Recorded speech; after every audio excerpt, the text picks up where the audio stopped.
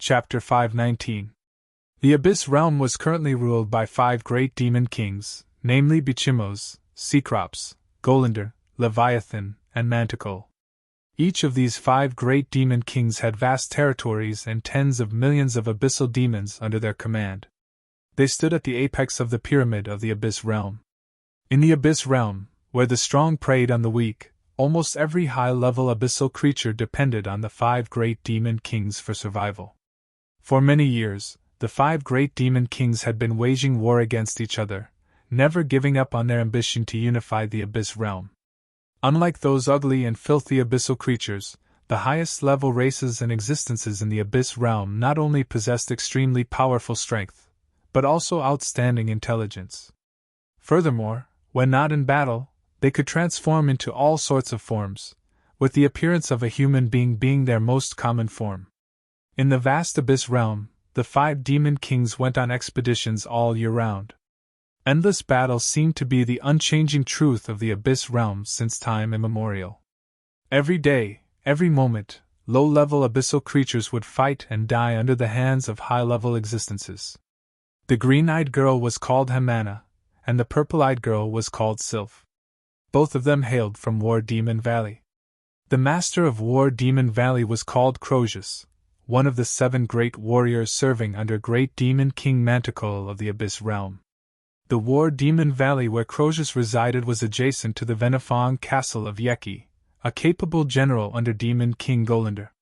Yeki was an expert of the 3-eyed race who had been in constant conflict with Crozius' War Demon Valley.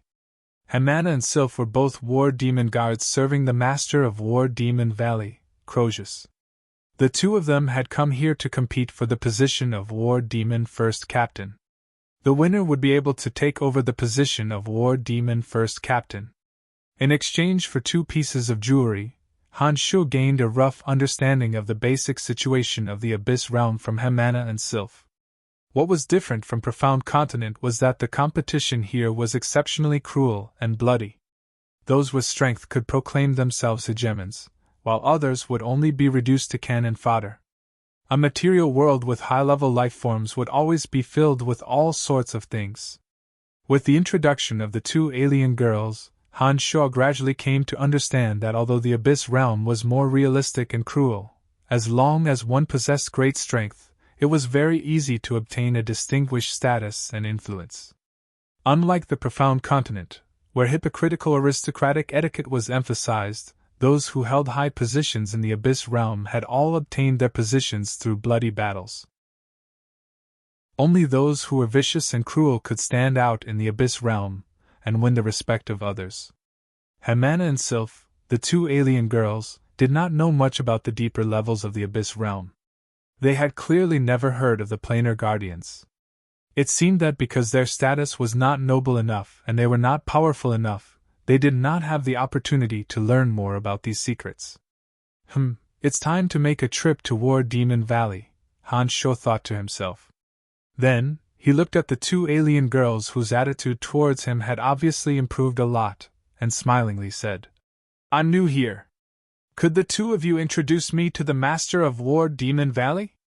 The 2 alien girls appeared rather awkward after hearing Han Shu's words. They stammered, not knowing how to respond. Han Shu stared blankly for a moment. Shortly after, he asked in astonishment, "Could it be that there are some difficulties?" The green-eyed girl named Hamana looked at Han Shu and said rather embarrassedly, "The 2 of us are just insignificant War Demon guards serving under Lord Crozius. Before we became a captain of the War Demon Guards, we didn't even have the opportunity to speak with Lord Crozius. I believe we are not qualified to introduce Lord Crozius to you." After hearing Hamana's words, Sylph also hastily agreed. "That's right. War Demon Guards are divided into ordinary guards, squad leaders, squadron leaders, and captain. Only a captain can report directly to Lord Crozius. Before the 2 of us become a captain, we are not qualified to do so. It's not that we don't want to help you, but we really can't." Han Shu's expression turned grave after hearing the 2 ladies' words. Hamana and Sylph possessed strength even greater than the sacred great experts of Profound Continent. Little did he expect that they would only be a squadron leader under the command of a great demon king, and not even a company leader. Han Sho was well aware of the cruel law of competition in the Abyss realm. There would never be a situation like on Profound Continent where a powerless individual rose to power by relying on connections and family clan status. In other words, the captain of Crosia's subordinates must be more powerful than Hemana and Sylph. If that was the case, Crosius, as the master of War Demon Valley, must be even more powerful. In that case, Han Sho dared not imagine how terrifying the strength of Crosius' master, one of the great demon kings of the Abyss realm, Demon King Manticore, must be. I see, Han Sho said with a grave face. After thinking for a moment, he put on a faint smile and said, "If that's the case, can I return to War Demon Valley with you? Can you bring me into War Demon Valley and give me an identity?" Having learned a little about the Abyss realm, Han Sho was certain that the creatures in this Abyss realm were much more powerful than those on Profound Continent. That made sense. The Abyss realm was a cruel realm where every creature lived their lives in slaughter. It was only natural that they would be stronger than the creatures on Profound Continent who lived a peaceful life.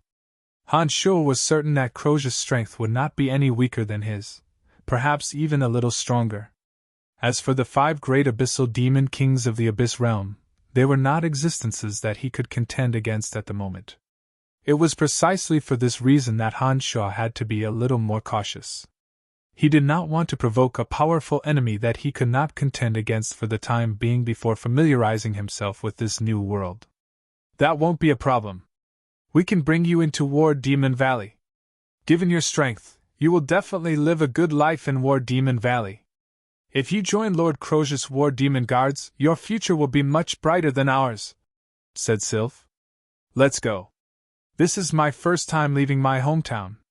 It's a good opportunity to get to know this world, Han Sho urged the 2 young ladies. The 2 young ladies did not say much. They soared into the sky at the same time, bringing Han Sho with them as they flew in a certain direction. The way they flew was not quite the same as those on Profound Continent. They seemed to understand the characteristics of gravity in this world. They used the energy in their bodies to form some kind of harmonious resonance with gravity, using elemental energy similar to fighting aura in their bodies as the foundation. When they flew, their legs would kick as though they were walking on flat ground, as though there was an invisible solid ground beneath their feet. For some reason, after learning from Hemana and Sylph about the laws of survival and the powerful creatures of the Abyss realm, although Han Sho's mood was somewhat grave, he also felt an uncontrollable excitement. The crueler the world, the more powerful the existence, the more it seemed that Han Sho's passion for battle would be ignited. As Han Sho's strength advanced by leaps and bounds, there were fewer and fewer opponents on Profound Continent who could contend against him. Profound Continent was comparatively much more peaceful, which was not conducive to Han Sho's breakthrough in demonic arts. But in this cruel new world, as long as one possessed formidable strength, one could kill, pillage, and dominate the world, truly unleashing one's inner desires. Perhaps only in this world would one be able to unleash one's inner desires to the fullest. One could break through this realm that ordinary demonic arts cultivators would need 100 years to achieve, and reach the next realm, the 9 Changes realm. One's strength would once again skyrocket. That's right, perhaps only in this world can I truly unleash my inner desires without restraining them.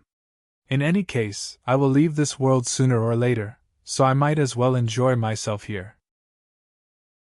As these thoughts crossed his mind, Han Sho couldn't help but glance at the 2 alien ladies beside him with evil intentions.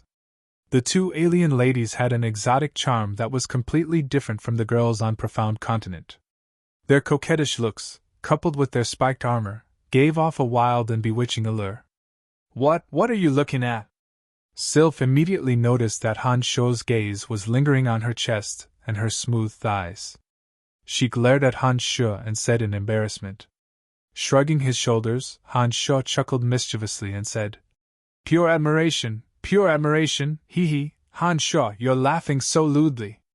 Hee-hee, if you can give me another treasure, I can help you obtain Sylph. How about it? Hemana giggled as she looked at Han Sho, and then shot a provocative glance at Sylph, instigating Han Shuo with evil intentions. In this completely unfamiliar world, Han Shuo told his real name to the two girls. He was prepared to use his original name to make a name for himself as a demon king. 5 great demon kings of the Abyss realm. Perhaps there will be one more in the future. Han Shuo was filled with confidence. You little slut, I'll definitely kill you next time. Sylph glared fiercely at Hamana and threatened. TCH, if you had that ability, I wouldn't be standing here, Hamana said disdainfully. Shortly after, she giggled and said to Han Shuo, What do you think? What do you think of my suggestion? No! Han Shuo laughed mischievously and shook his head, disagreeing with Hamana's suggestion.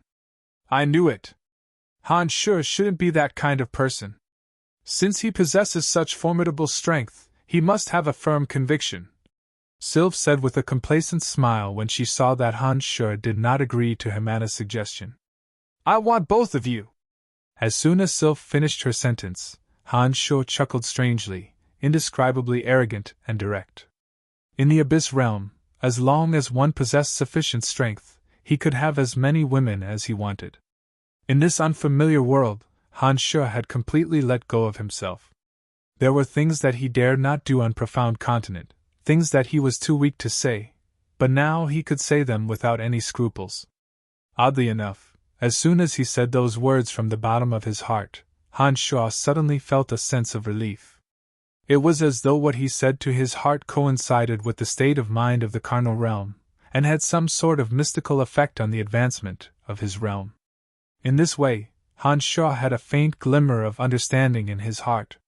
It looked like he could completely let loose in this world and do whatever he wanted, say whatever he didn't dare say. In this way, he truly believed that he could break through to the carnal realm in this world. You fella, you are really ambitious! Contrary to Han Shuo's expectations, Hamana did not blame Han Shuo. This green-eyed young lady who had been hostile to Han Shuo at the start was actually bold beyond Han Shuo's expectations. She looked at Han Shuo smilingly, as though gauging whether Han Shuo had the strength to match his ambition. After sizing up Han Shuo for a while, Hamana mumbled to herself. Perhaps you really can. If you can gain a certain status and influence in War Demon Valley, having the two of us won't be too difficult. That's true. When he has that strength, I will consider it. The purple-eyed young lady Sylph also sized up Han Shuo with great interest. The purple-eyed young lady, Sylph, was also sizing up Han Shuo with great interest. Unlike Hamana, her attention was more focused on Han Shuo's body. If they were on Profound Continent and Han Shuo had said those words, most young ladies wouldn't have been as open-minded as they were. Han Shuo laughed heartily and said arrogantly, Interesting. If I can subdue the two of you, my journey out of my hometown won't be in vain. Ha ha! We'll be waiting for you. The two ladies exchanged glances and actually began to ridicule Han Shuo in a tacit manner. It seemed that this world was indeed different from Profound Continent. At least, the females were much more open-minded. After walking for a while, Han Shuo suddenly creased his brows and stopped without warning. He raised his hand and gestured to the two ladies behind him. The two ladies simultaneously stopped and sized up Han Shuo in puzzlement. They asked, What's wrong? 5 miles ahead, there's a group of people fighting. Among them is a race with 3 eyes. They seem to be your enemies? Han Shuo explained. What do their opponents look like? Sylph was shocked and hastily asked. They're riding tall, 8-clawed, one-eyed abyssal demons. They look about the same as you, wearing body armor. Han Shuo replied. It's the Shiro Brigade. We're on the same side. Hamana exclaimed in a deep voice. Without another word, she circled around Han Shuo and charged towards the enemy. Sylph did the same. She wore a grave expression and didn't have the slightest bit of timidity that one would expect when facing a powerful enemy. Han Shuo opened his mouth and was about to tell them that the enemies of the 3-eyed race were obviously stronger than their side and that the two of them wouldn't be able to do anything even if they joined forces. However, he discovered that the two ladies had already charged ahead without a care for anything else. Han Shuo shook his head and let out a soft sigh. Shortly after, as though he had thought of something, he chuckled mischievously. He thought, isn't this the best opportunity for me? If I make good use of it, not only will I be able to break into War Demon Valley, I might even be able to subdue the two alien ladies. Chapter 520. In a huge swamp, thousands of abyssal creatures were engaged in a fierce battle. These abyssal creatures were all of very high levels. There were traps that were 4 to 5 meters tall, as well as male high-level abyssal creatures similar to Hamana and Sylvie, mounted on giant 8-clawed, one-eyed abyssal demons. It was obvious that the Triops had the absolute advantage and were forcing the other side to retreat. These abyssal creatures walked on the swamp as if it were flat ground. Not a single one of them drowned. Colorful blood spurted out. The battle between abyssal creatures was extremely brutal. More often than not, the dead would be torn to pieces. The scene was savage and bloodthirsty. There were only a few dozen Triops, and they acted as leaders. Among them, the strongest was similar to Hamana and Sylvie, but not as strong as the one Han Shuo had met in the space-time discontinuum. Under the orders of the dozens of Triops, those abyssal creatures of all sizes attacked the Shiro Brigade of War Demon Valley mounted on the 8-clawed, one-eyed abyssal demons like locusts. Hamana and Sylvie, the two from War Demon Valley, had joined the fray ahead of time. They joined forces with the Shiro Brigade and defended against the attacks of the Triops with all their might. Casualties occurred all the time. Han Shuo noticed that whether it was the Triops of Venifong Castle or Hamana and the others from War Demon Valley, these high-level beings could skillfully utilize the elemental energy between heaven and earth. Only those huge, ugly, and filthy low-level abyssal creatures could use their bodies to attack. It was obvious that the higher the level, the more powerful they were. From Hamana and Sylvie, Han Shuo also learned some interesting general knowledge about the abyssal realm. According to the two women, any creature in the abyssal realm that had a humanoid appearance was a high-level abyssal creature that had evolved to the extreme. These abyssal creatures all possessed extremely powerful strength. Generally speaking, the huge, ugly abyssal creatures were mostly low-level beings. This was the first time Han Shuo had seen a battle between abyssal creatures. Every time the two forces clashed, they would first use the low-level abyssal creatures to rush to the front. Those low-level beings were simply cannon fodder. The first to die in every clash were the low-level abyssal creatures. Those lucky enough to survive would also die in the subsequent clashes. Their battle techniques were outstanding, and every part of their bodies could be used as a lethal weapon. The tails of the three-eyed race were covered in spikes, and a sweep of their tail could pierce through someone larger than them. After observing for a while, Han Shuo discovered that even with the addition of Hamana and Sylph, War Demon Valley's side was still dying. After a while, the Shiro Regiment in War Demon Valley, as well as the 8-clawed, one-eyed abyssal demons used as mounts, were almost completely annihilated. Only then did the Shiro Regiment remember to retreat. Severed limbs, severed arms, and internal organs were all stripped from their bodies during the battle. The savage low-level abyssal creatures even swallowed the organs of their enemies immediately after killing them, using their sharp teeth to chew on the organs while continuing to chase after their enemies. Compared to the battles on Profound Continent, these battles between abyssal creatures were so brutal that it made one feel nauseous. The low-level abyssal creatures, in particular, were cruel and disgusting to the extreme. However, these abyssal creatures had long gotten used to this style of battle.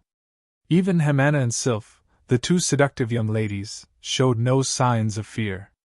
They were fully focused on the battle, and their attacks were extremely vicious and ruthless. Every time a strike landed on an enormous abyssal creature, the elemental energy of lightning and fire would instantly rush into the abyssal creature's body, causing terrifying destructive power that could kill an abyssal creature on the spot. As the casualties on Hamana's side increased, the Shiro Regiment finally decided to break out of the encirclement. After observing for a while, Han Shuo felt that the time had come. He stopped watching and walked step by step towards the center of the brutal battle. Rows of bone spears pierced through the air. Several dozen abyssal creatures from Venifong Castle standing in front of Han Shuo were pierced through by the bone spears. With himself at the center, Han Shuo released boundaries of fear and weakness, and added acid corrosive swamp to the swamp. The art of grand disintegration was a necromancy magic that Han Shuo had mastered not too long ago. It just so happened that he could practice it on these abyssal creatures.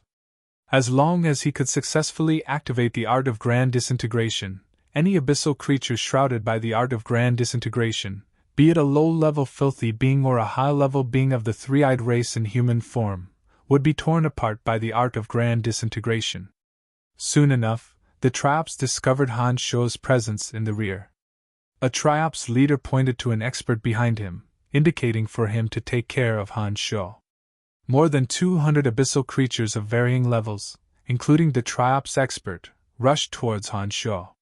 Before they could get close to Han Shuo, they landed on the acid swamp, their bodies slowly starting to rot. However, there were some particularly powerful abyssal creatures.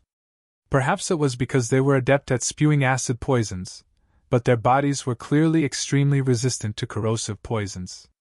Several dozen abyssal creatures with green skin were unscathed in the acid swamp and charged towards Han Shuo. Last time in the space-time discontinuum, Han Shuo had resisted for an unknown period of time with necromancy magic alone. These abyssal creatures were similar in strength to the ones Han Shuo had encountered in the space-time discontinuum, so they were naturally no match for Han Shuo. They used necromancy magic to form a variety of attacks and killed all 200 abyssal creatures. Even that expert from the three-eyed race who came under Han Shuo's command was slain by his demonic blades. He did not escape from Han Shuo's grasp. For some reason, in this abyss realm, Han Shuo had a carefree temperament that allowed him to do as he pleased. While fighting to his heart's content, Han Shuo's demonic state of mind was not in the least disturbed. Instead, it was very calm. It was as if Han Shuo's actions coincided with the carnal realm's state of mind, causing him to unwittingly undergo some incomprehensible change. After killing more than 200 people of Venifong Castle in a row, Han Shuo felt extremely carefree. He laughed heartily like a demon, unleashing his demonic arts to his heart's content. All abyssal creatures that approached Han Shuo were cut down by the demonic blades. Not a single one was spared. In the blink of an eye, Han Shuo had cleared a path and arrived at the Shiro regiment where Hamana and Sylph were. The Shiro regiment of War Demon Valley had obviously learned from Hamana and Sylph that Han Shuo was a friend and not a foe. Seeing Han Shuo's astonishing strength, each and every one of them revealed looks of delight. Han Shuo did not unleash all of his strength. Otherwise, if he summoned a sea of undead creatures, Han Shuo could even wipe out all of these people of Venifong Castle in one fell swoop. He understood that in an unfamiliar environment, it was very necessary to conceal some of his means. Only by keeping some of his special skills could he better protect himself. "I'll take care of the aftermath. Let's retreat first," Han Shuo said heroically, winking at Hamana and Sylph. The two alien girls watched as Han Shuo slaughtered his way through the densely packed enemies of Venifong Castle. Unlike his previous battle with the two of them, Han Shuo's viciousness and savagery shocked them greatly. It was only now that they realized that Han Shuo did not consider them his opponents at all. The cruel law of competition in the Abyss realm had created a phenomenon where females worshipped the strong. In the eyes of Hamana and Sylph, this insolent and callous man who had slaughtered his way through was unstoppable. Their image suddenly grew taller. When they looked at Han Shuo again, the two alien girls' eyes naturally became a little more peculiar. It seemed that the more ruthless and cold-blooded Han Shuo was, the more they could not help but be attracted to him. "Good friend, I and Nanzaro have decided to make friends with you." Within the Shiro brigade, a burly man with two arms like pythons and fangs said very heroically to Han Shuo. This alien man called Nanzaro was 2 meters tall. His back was full of spikes like a hedgehog, and his arms were like 2 pythons. His palms were like the gaping mouths of pythons, filled with densely packed teeth. He probably cultivated in the element of darkness. Every time he attacked, there would be a tiny flicker of darkness element. His palms were like the gaping mouths of pythons, and a python's tongue flickered in and out. The powerful force of the element of darkness could suddenly burst out from his palms with great power. Nanzaro was much more powerful than Hamana and Sylph. The element of darkness in his body had condensed to a point that even Han Shuo was amazed. It was as though with just a little more, the element of darkness would fill every corner of his body. Once the impurities in his body were removed, he would be able to form a body of dark element. Han Shuo observed Nanzaro's body with his consciousness, and immediately came to a realization. Magi on Profound Continent cultivated mental strength, using their mental strength to slowly experience and understand the elemental energy until their soul was strong enough to form a soul of element. Then, with the soul of element as the foundation, they would slowly communicate with the elemental energy and attempt to fuse it into their physical bodies to form a body of element. Only when both a soul of element and a body of element were successfully molded could a magus be considered to have laid the foundation for becoming a god. This abyss realm was different from the Profound Continent. They seemed to place more emphasis on fusing elemental energy with their bodies. Judging from Nanzaro's body, the path they took was to first connect their bodies with the elements, and then slowly cultivate to form a body of element. On Profound Continent, even without the aid of an origin crystal, a magus could spend decades or even centuries to comprehend the elemental energy with his soul and gradually form a soul of element. However, on Profound Continent, while there were some magi who could form a soul of element, those who could form a body of element were few and far between. That was because, from the very beginning, magi focused on the utilization of their soul and mental strength, sensing and manipulating the elemental energy with their soul. After decades or even centuries of communicating with the elemental energy, once they comprehended a certain abstruse realm, they would be able to form a soul of element without the aid of an origin crystal. However, as they had never cultivated their bodies to begin with, it was almost impossible for magi to form a body of element. They had no idea how to do it. As far as Han Shuo knew, there were magi on Profound Continent who could form a soul of element, but it would be extremely difficult for them to form a body of element. On Profound Continent, it was an almost unsolvable problem for magi to form a body of element. Even the few experts who became gods by luck would never divulge the secret of their ascension, or perhaps they were just ignorant about it. This step was simply too difficult. That was why so many magi were forever stuck at this step, never having the opportunity to touch upon the path to godhood. Looking at Nanzaro before him and thinking about Hamana and Sylph, Han Shuo suddenly had a realization.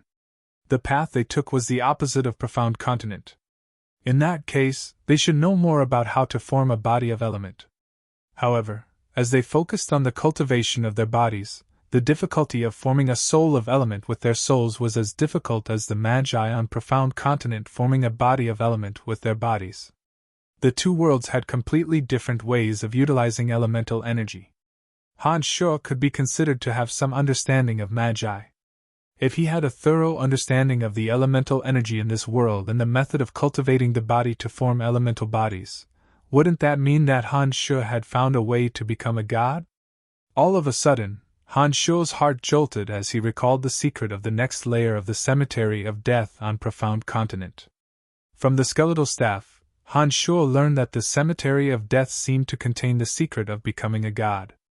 In that case, could the secret of becoming a god be referring to this? Could it be that the secret of becoming a god was the combination of the two worlds' different ways of utilizing the elements? If the truth was as Han Shuo guessed, could it be that the original master of the cemetery of death had once come to this abyss realm? Could it be that he had comprehended the true secret of becoming a god from the two worlds' completely different ways of utilizing the elements? The more Han Shuo thought about it, the more a vague sense of anticipation grew in his heart. For some reason, Han Shuo felt that his guess might be correct. Perhaps the master of the cemetery of death had once come to the abyss realm, or perhaps a plane similar to the abyss realm. That was why he was able to combine the cultivation wisdom of two worlds and comprehend the way to become a god. Han Shuo, what's wrong? Hamana asked in a rather flustered manner when she saw Han Shuo staring at Nambro with glowing eyes. Nambro's heart grew colder and colder after being stared at by Han Shuo's glowing eyes for a good while. He put on a smile that was uglier than crying and said to Han Shuo, "Friend, I'm not the kind of person you think I am. I'm sorry if you really have such thoughts. I can introduce you to a few others with such hobbies.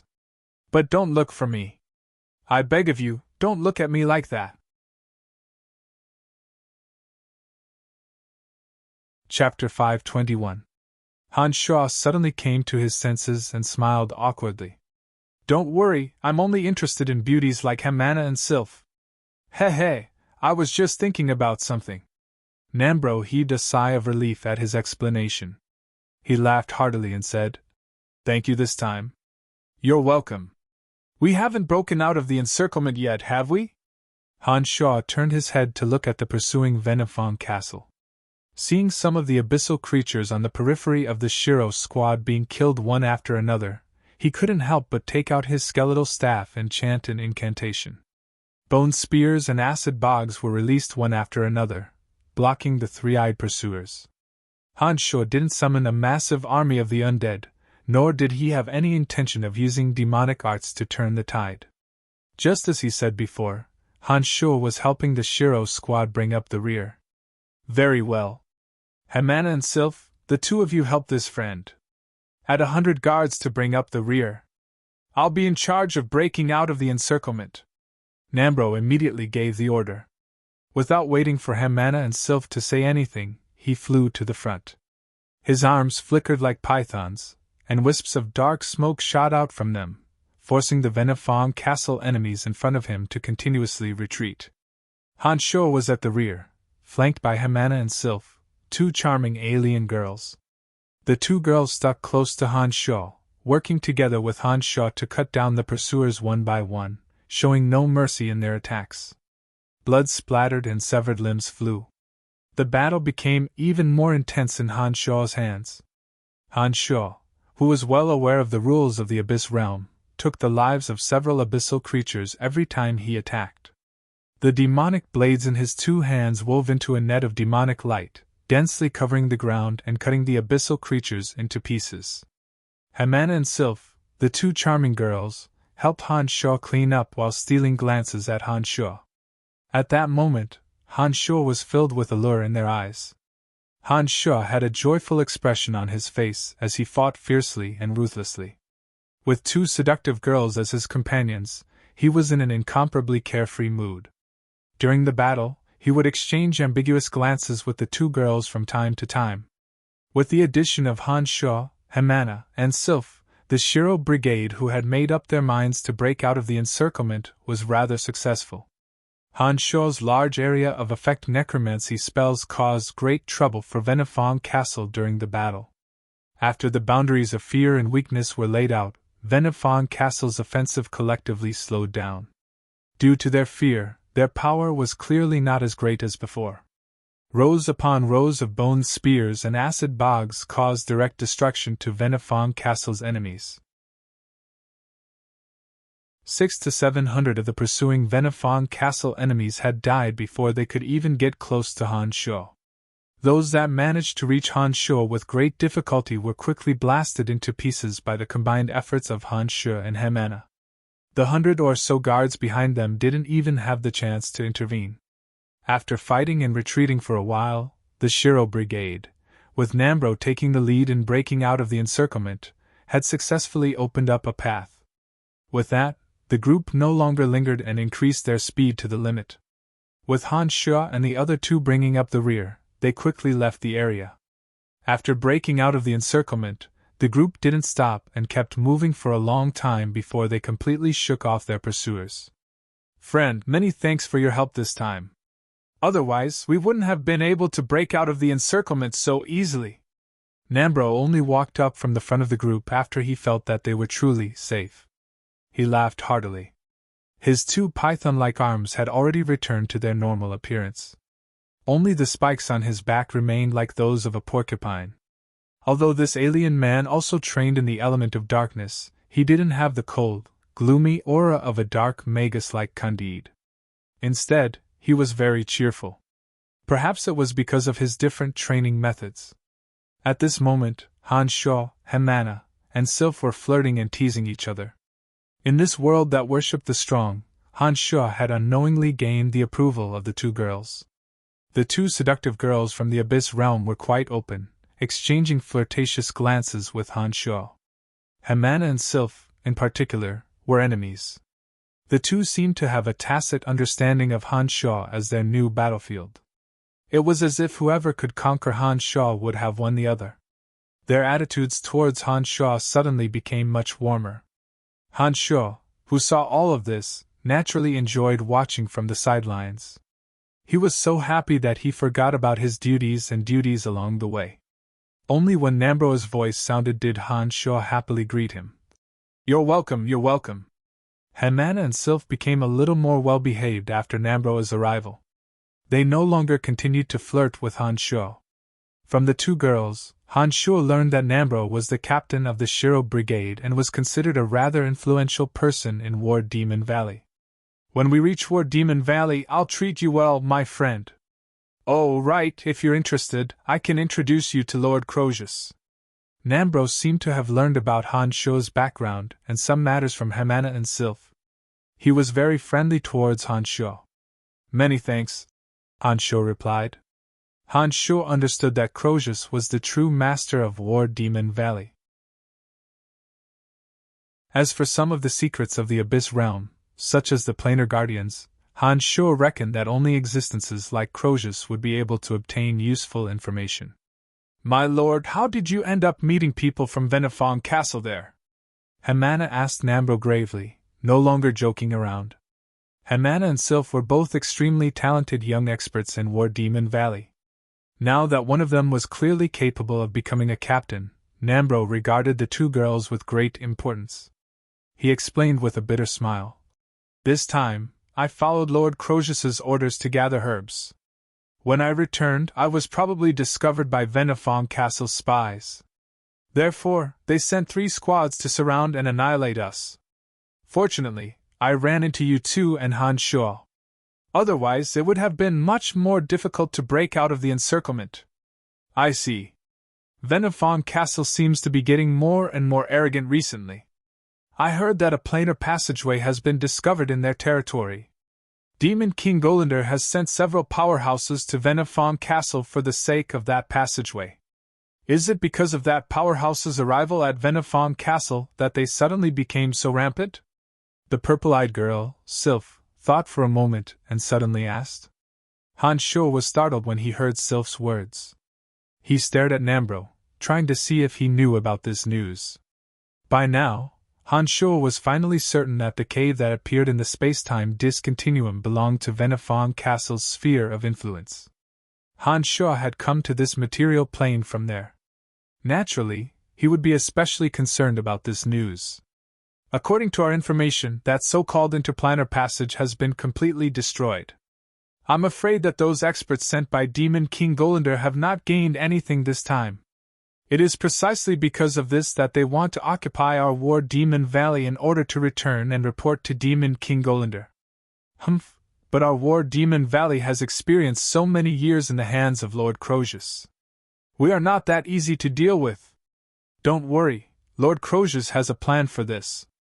Our War Demon Valley is not afraid of those from Venifong Castle," Nambro said resolutely. He seemed to worship the master of War Demon Valley, Crozius. "But it is said that the ones coming this time are Demon King Golander's shadow warriors," Hamana said with a frown, somewhat worried. "Shadow warriors? Are they really shadow warriors?" Sylph was greatly astonished, as though the name was a taboo. A trace of fear actually flashed in her eyes. Even Nambro's expression changed. Soon after, he said with a somewhat stiff expression, "That's not possible. Shadow warriors are Demon King Golander's trump cards. They wouldn't come all the way to Venifong Castle just for a nonsensical matter, would they? I got this information from a high-ranked Venifong demon I killed a few days ago. It should not be wrong." Himana's face was filled with worry. She seemed to be worried about the safety of War Demon Valley. It seemed that the shadow warriors under Demon King Golander were extremely terrifying to them. If that is really the case, we must return to War Demon Valley as soon as possible. I must immediately inform Lord Crozius of this news. Not only are the Shadow Warriors powerful, every single one of them is a demon to the extreme. If they were to come to Venifong Castle, our War Demon Valley would really be in big trouble, Nambro said with a grave face. Nambro's expression was solemn as well, even a little fearful. It seemed like the Shadow Warriors under Demon King Golander's command were infamous. Yes, it would be best if we report this to Lord Crozius as soon as possible. In case it really is the Shadow Warriors, we must make preparations in advance. At the very least, Lord Crozius should report this to Black Jade City. Hemana nodded and said in a rather heavy voice. Black Jade City was the city where the great demon king Manticore resided. Han Shuo was well aware of that. Hemana's words clearly showed that she did not have a good opinion of War Demon Valley's current strength, and hoped that Crozius would seek help from his master Manticore. If it really is the Shadow Warriors, I'm afraid we won't make it in time. Nambro sighed, and hastily said, Return to the valley at the fastest speed. I must report this news to Lord Crozius at once.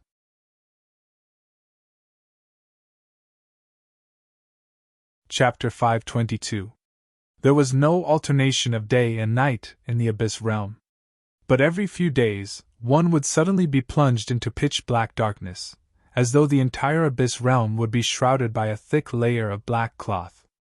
At that time, one would not be able to see one's surroundings without the aid of external objects, or light. In the Abyss Realm, time was measured by the sudden onset of darkness. The arrival of such a pitch-black night was equivalent to a day on Profound Continent. However, the interval of one day was equivalent to the passage of half a month on Profound Continent.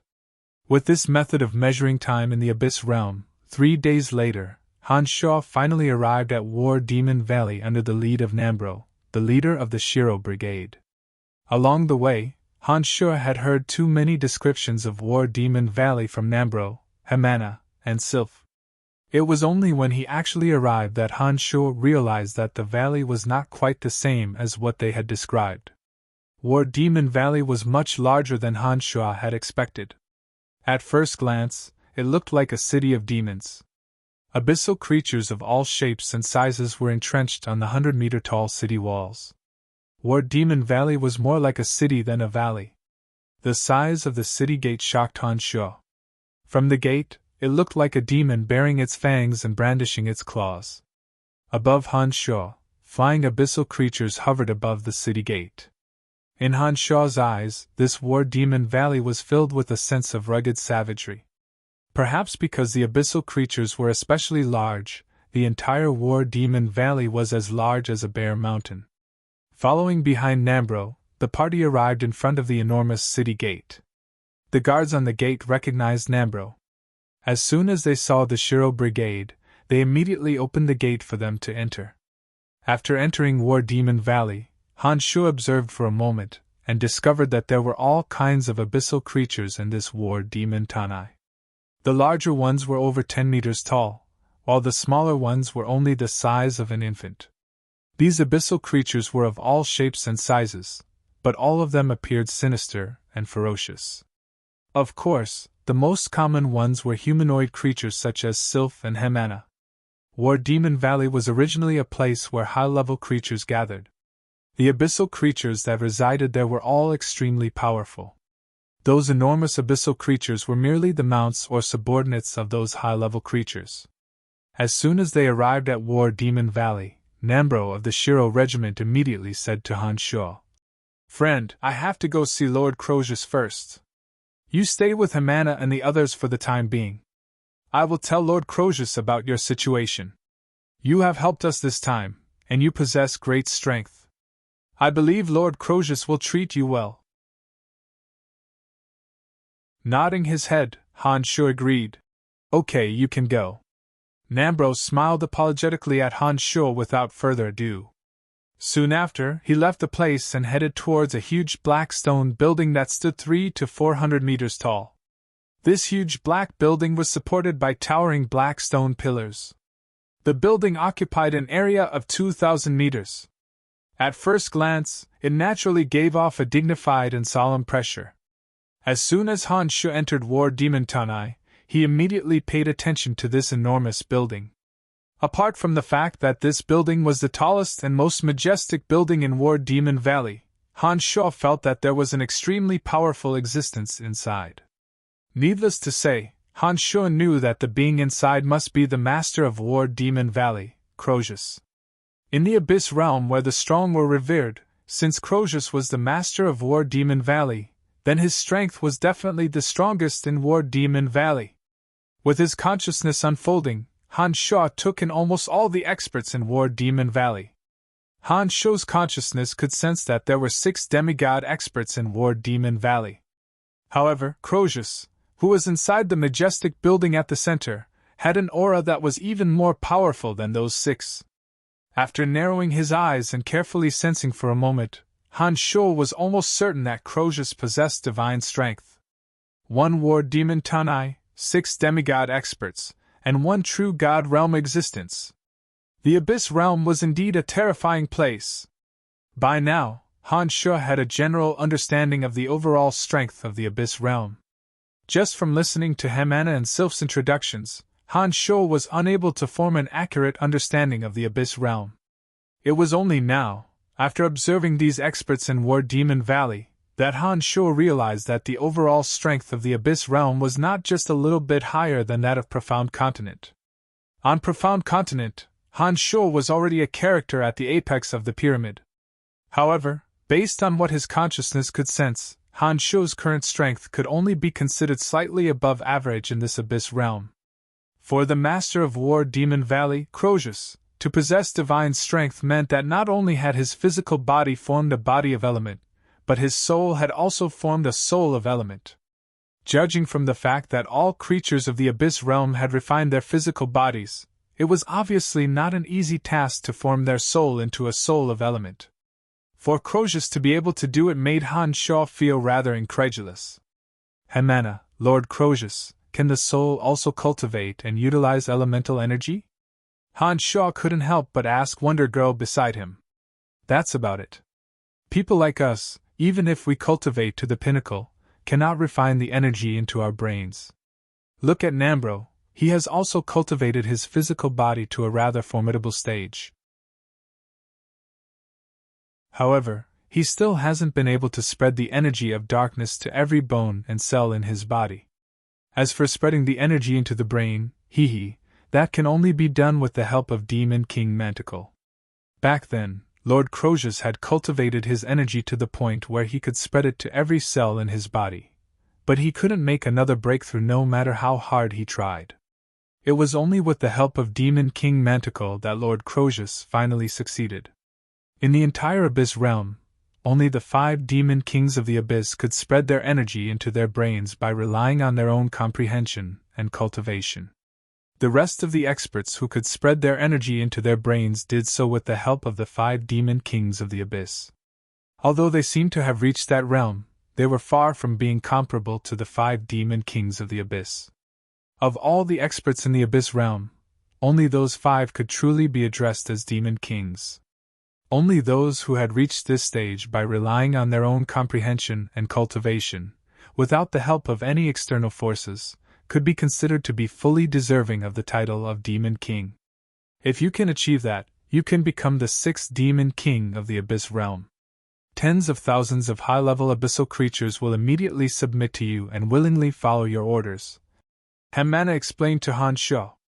By relying on one's own strength, without relying on any external forces, one could spread the elemental energy to every bone, every cell, and even the brain, forming a body of element and a soul of element. To think that the 5 Demon Kings of the Abyss Realm had all reached this stage. They were indeed worthy of being called the top 5 experts of the Abyss Realm. Judging from the aura emitted by Crozius, Han Sho understood that he was not much different from the 6-horned tribal king of the Soul Race and the saintess of the Church of Light on Profound Continent. They both possessed the strength of true gods. As for his master, Demon King Manticle, the expert who had single-handedly created him, just how formidable was his strength? Han Sho simply did not dare to imagine. However, Han Sho was not discouraged. Instead, a sense of lofty aspiration and lofty aspirations rose in his heart. Ever since Han Shuo broke through to the carnal realm, his strength had undergone an earth-shattering transformation. Han Shuo believed that once he broke through to the Nine Changes realm, regardless of the division of strength between gods and gods, he would definitely be 10 times, or even 100 times stronger than he was now. At that time, even the 5 demon kings of the Abyss realm might not necessarily be much stronger than him at the Nine Changes realm. "Come, let's rest at my place," Han Shuo said. Just as Han Shuo was deep in thought, Hamana suddenly giggled. Her gentle and charming body was already very close to Han Shuo.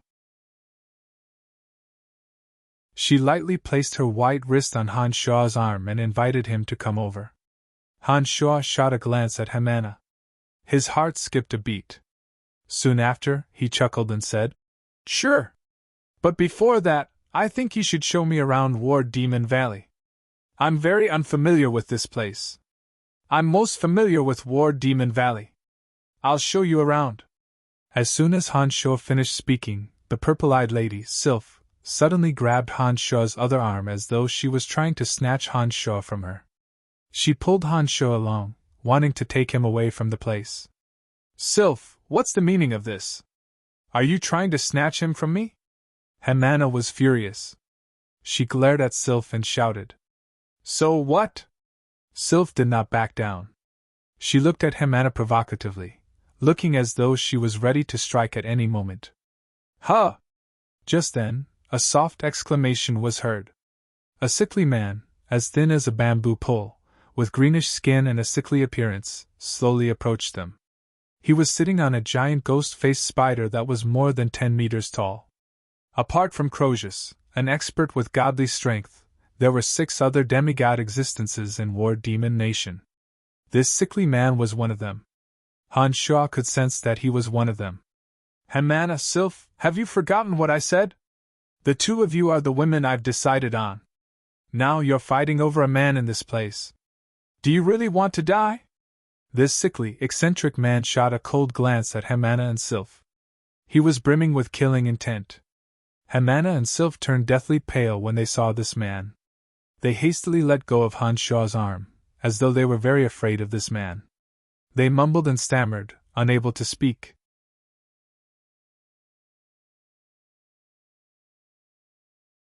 Chapter 523. As soon as Han Shuo saw the man approaching, an instinctive sense of disgust welled up in his heart. Following the arrival of this man, the surrounding air was filled with a fishy odor. Han Shuo carefully sensed and discovered that the fishy odor actually originated from this sickly man. The man riding on the giant ghost-faced spider looked somewhat different from Hamana and Sylph. He seemed boneless, giving off a weak and powerless feeling. His waist was even slimmer than a woman's, and his green cheeks were covered with blotches. He looked very ugly. He wore a black iron badge on his chest. There was a picture of a ferocious demon on the badge.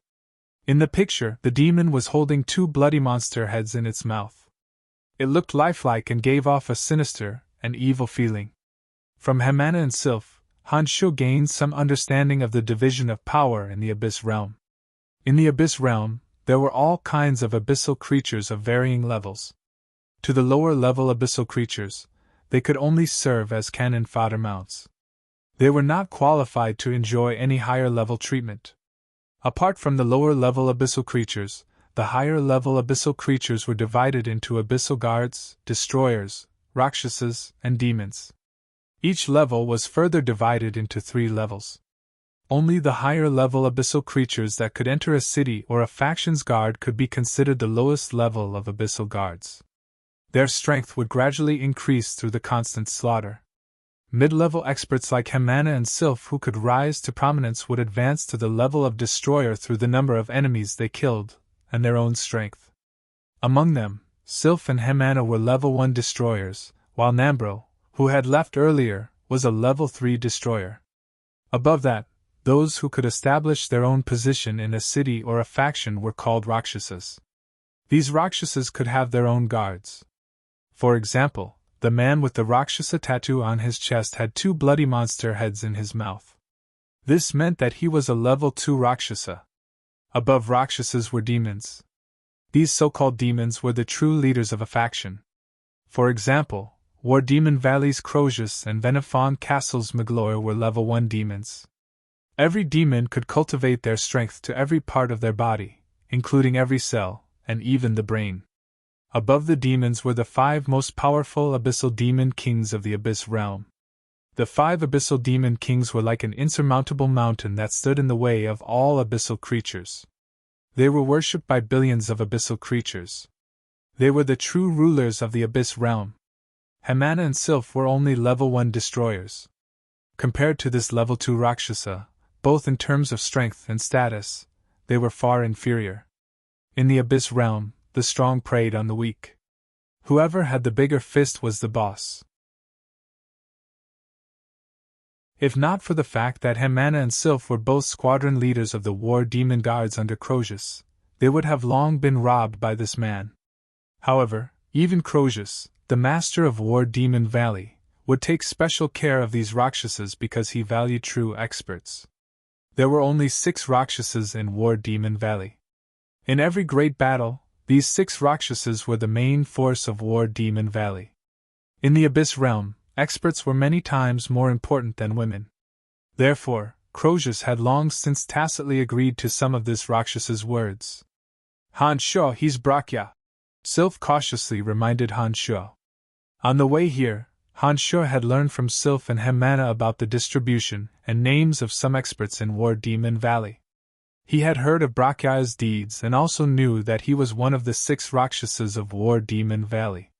On the way here, Nambro had even told Han Sho that Brakya coveted Hamana and Sylph, and warned Han Sho to be careful when he arrived at War Demon Valley.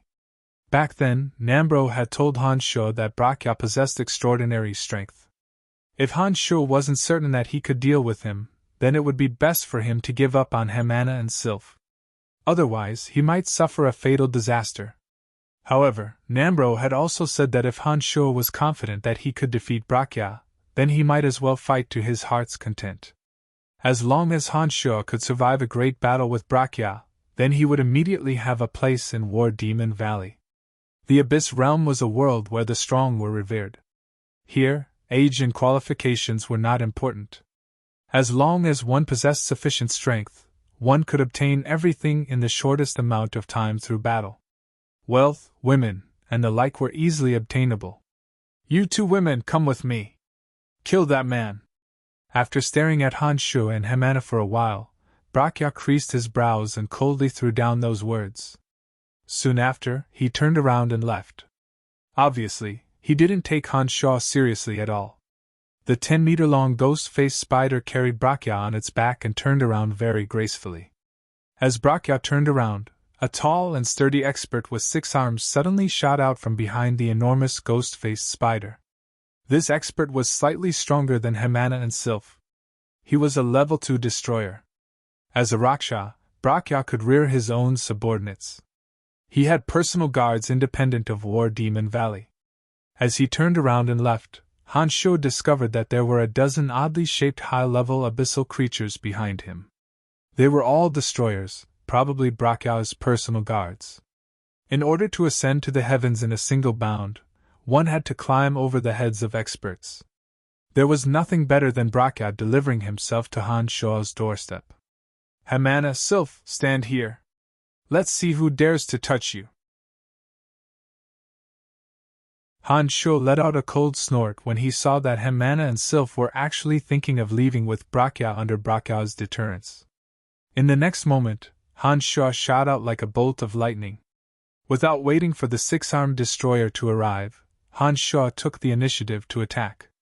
Mystical glacial spell fire suddenly erupted from both his hands. 2 long trails of purple spell fire emerged from his palms. 2 streaks of bewitching colors flashed across the void like meteors. Before the destroyer could make a move, Han Sho had already closed in on him. He didn't even give the destroyer a chance to retaliate. As he passed by, the 2 streaks of bewitching spell fire entered his body in a flash. A miserable howl came out of the destroyer's mouth. Han Sho didn't even look behind him. He went straight after the level 2 Raksha, Brakya, who had shown extreme contempt for Han Sho and left on the enormous ghost-faced spider. Ha! Brakya couldn't help but exclaim softly when he heard the miserable howls of his underlings behind him. He turned his head to look behind him from the back of the ghost-faced spider. At a glance, he saw his underlings who had turned into charcoal and fell to the ground, as well as Han Sho who had a demonic air about him. "You lot, get up there! Don't be as useless as that trash!" Brakya lightly patted the ghost-faced spider, and it docilely stopped. Brakya turned around and coldly looked at the few personal guards behind the ghost-faced spider. He licked his lips, smiled cruelly, and gave his instructions. "You're not going to be a ghost-faced spider. The 6 destroyers, having been baptized in slaughter in the Abyss Realm, possess strength on par with a sacred grade expert on Profound Continent. The 6 of them joined forces to deploy strange and marvelous techniques, spewing out acidic toxins, slashing with sharp blades, or baring their fangs and brandishing their claws to attack at close range. Heh, I'm going to step on your corpses." "How delightful!" Han Sho laughed heartily. For some unknown reason, whenever Han Sho unleashed his demonic arts in this Abyss Realm, he would have a carefree and unrestrained feeling. When the 6 destroyers under Brakya's command came head-on, Han Sho's carefree and unrestrained feeling grew even stronger. Suddenly, the demonic blades shot out explosively. The bloody radiance of 10,000 slashes transformed into a sharp ball of light. The bloody radiance of 10,000 slashes sent streaks of bloody light flying. A thick scent of blood spread in all directions. Evil killing intent was released without the slightest concealment.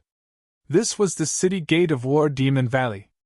Various high-level abyssal experts of War Demon Valley came and went. Not a single one of them became nervous when they saw someone fighting. On the contrary, they looked excited and crowded around to watch.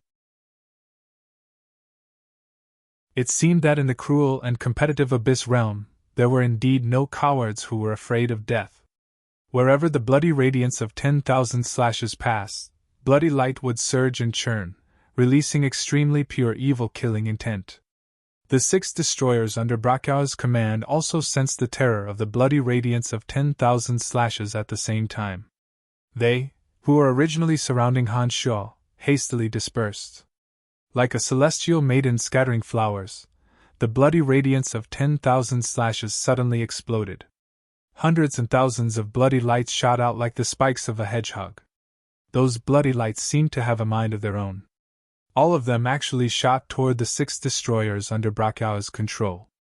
The 6 oddly shaped destroyers resisted the bloody radiance of 10,000 slashes with great difficulty.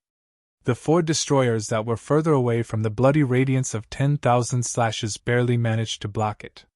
However, the 2 destroyers that were too close to the bloody radiance of 10,000 slashes did not have the time to move away. The bloody radiance of 10,000 slashes immediately pierced through their hard bodies. Blood sprayed everywhere. Heh! Han Sho grinned hideously. Like a ghost, he approached the other 4 destroyers. His speed was so fast that it was dazzling. Before the destroyer could react, it opened its mouth wide, as if preparing to spit venom.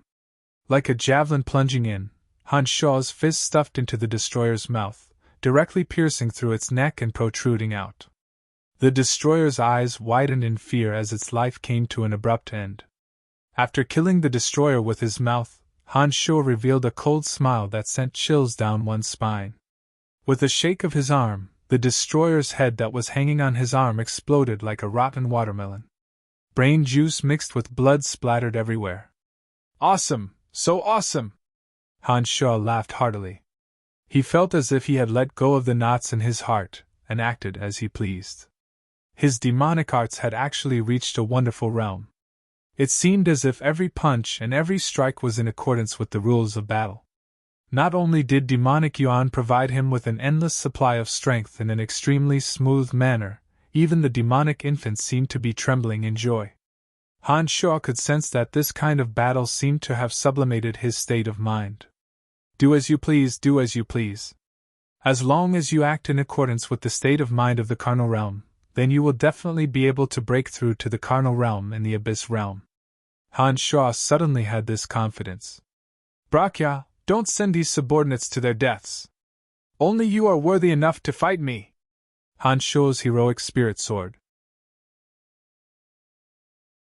Ignoring the remaining destroyers, he grinned maliciously and chased after Brakya, who was riding on the ghost-faced spider, showing off his abilities. The Abyss Realm was a world that worshipped the strong and killed gods. Han Shuo's insolence and ferocity immediately won the approval of all the onlookers. These people nodded and praised Han Shuo's might from the bottom of their hearts. Young ladies like Hamana and Sylph had their eyes rippling with extraordinary splendor. They looked infatuated as they looked at Han Shuo, who was as imposing as a demonic god. They seemed somewhat infatuated. Han Shuo's demonic blades shone brilliantly. The demonic blades condensed from his fingernails might seem a little odd in the profound continent, but in this abyss realm, they appeared to be very ordinary. It was only when the mystical glacial spellfire was infused into them that they revealed a purplish-red radiance. On top of the ghost-faced spider, Brakya, who was a level 2 Rakshasa, had water element permeating every cell in his body. He had clearly formed a body of water element. When he saw Han Shuo chasing after him while laughing wildly, Brakya's disdainful expression had long vanished and was replaced with a solemn one. Brakya was well aware of Han Shuo's terrifying strength after killing 3 of his subordinates in a thunderous manner. While he was wondering why such an expert would suddenly appear in War Demon Valley, he also condensed the water element in his body. When Han Shuo arrived, he suddenly discovered that Han Shuo had soared into the air like a water snake.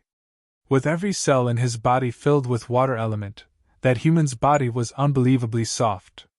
He wriggled like a python towards Han Shuo. The demonic blades unfolded in the wind. Chilly winds blew and demonic flames flickered. The snowflake-like blade rays pierced Brakya's body.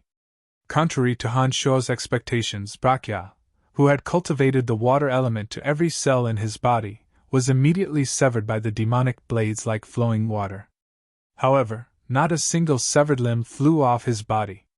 Brakya, on the other hand, took advantage of this opportunity to immediately stick close to Han Shuo. He even had the leisure to say disdainfully, "Where did this lowly race come from? To actually attack me with such a foolish method, how foolish! Cut water with a blade, the water will flow even more." This was the most realistic description of how the demonic blades landed on Brakya's body. With the water element condensed in every cell in his body, Brakya's body had already reached the pinnacle of the supple force of water. He was completely unafraid of this kind of physical attack. This greatly exceeded Han Shuo's expectations. "All right then, I'll give you something fierce." Han Shuo laughed heartily. He had already come up with a countermeasure to deal with Brakya.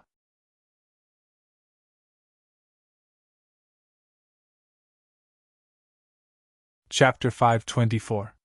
Brakya coiled towards Han Shuo. His body was as soft as a boneless python. Water element filled every cell of his body. Once he formed his elemental body of water, he was impervious to heavy blows. However, the elemental body of water wasn't invincible. When Han Shuo realized that his attacks were useless, he immediately understood where the problem lay. He smiled as he waited for Brakya to slither towards him like a python. Soon after, with a shake of his hands, blazing red demonic flames surged out and surged towards Brakya. "Damn it! You're a fighter of fire!" Brakya let loose a torrent of curses and wrapped himself around Han Shuo's body.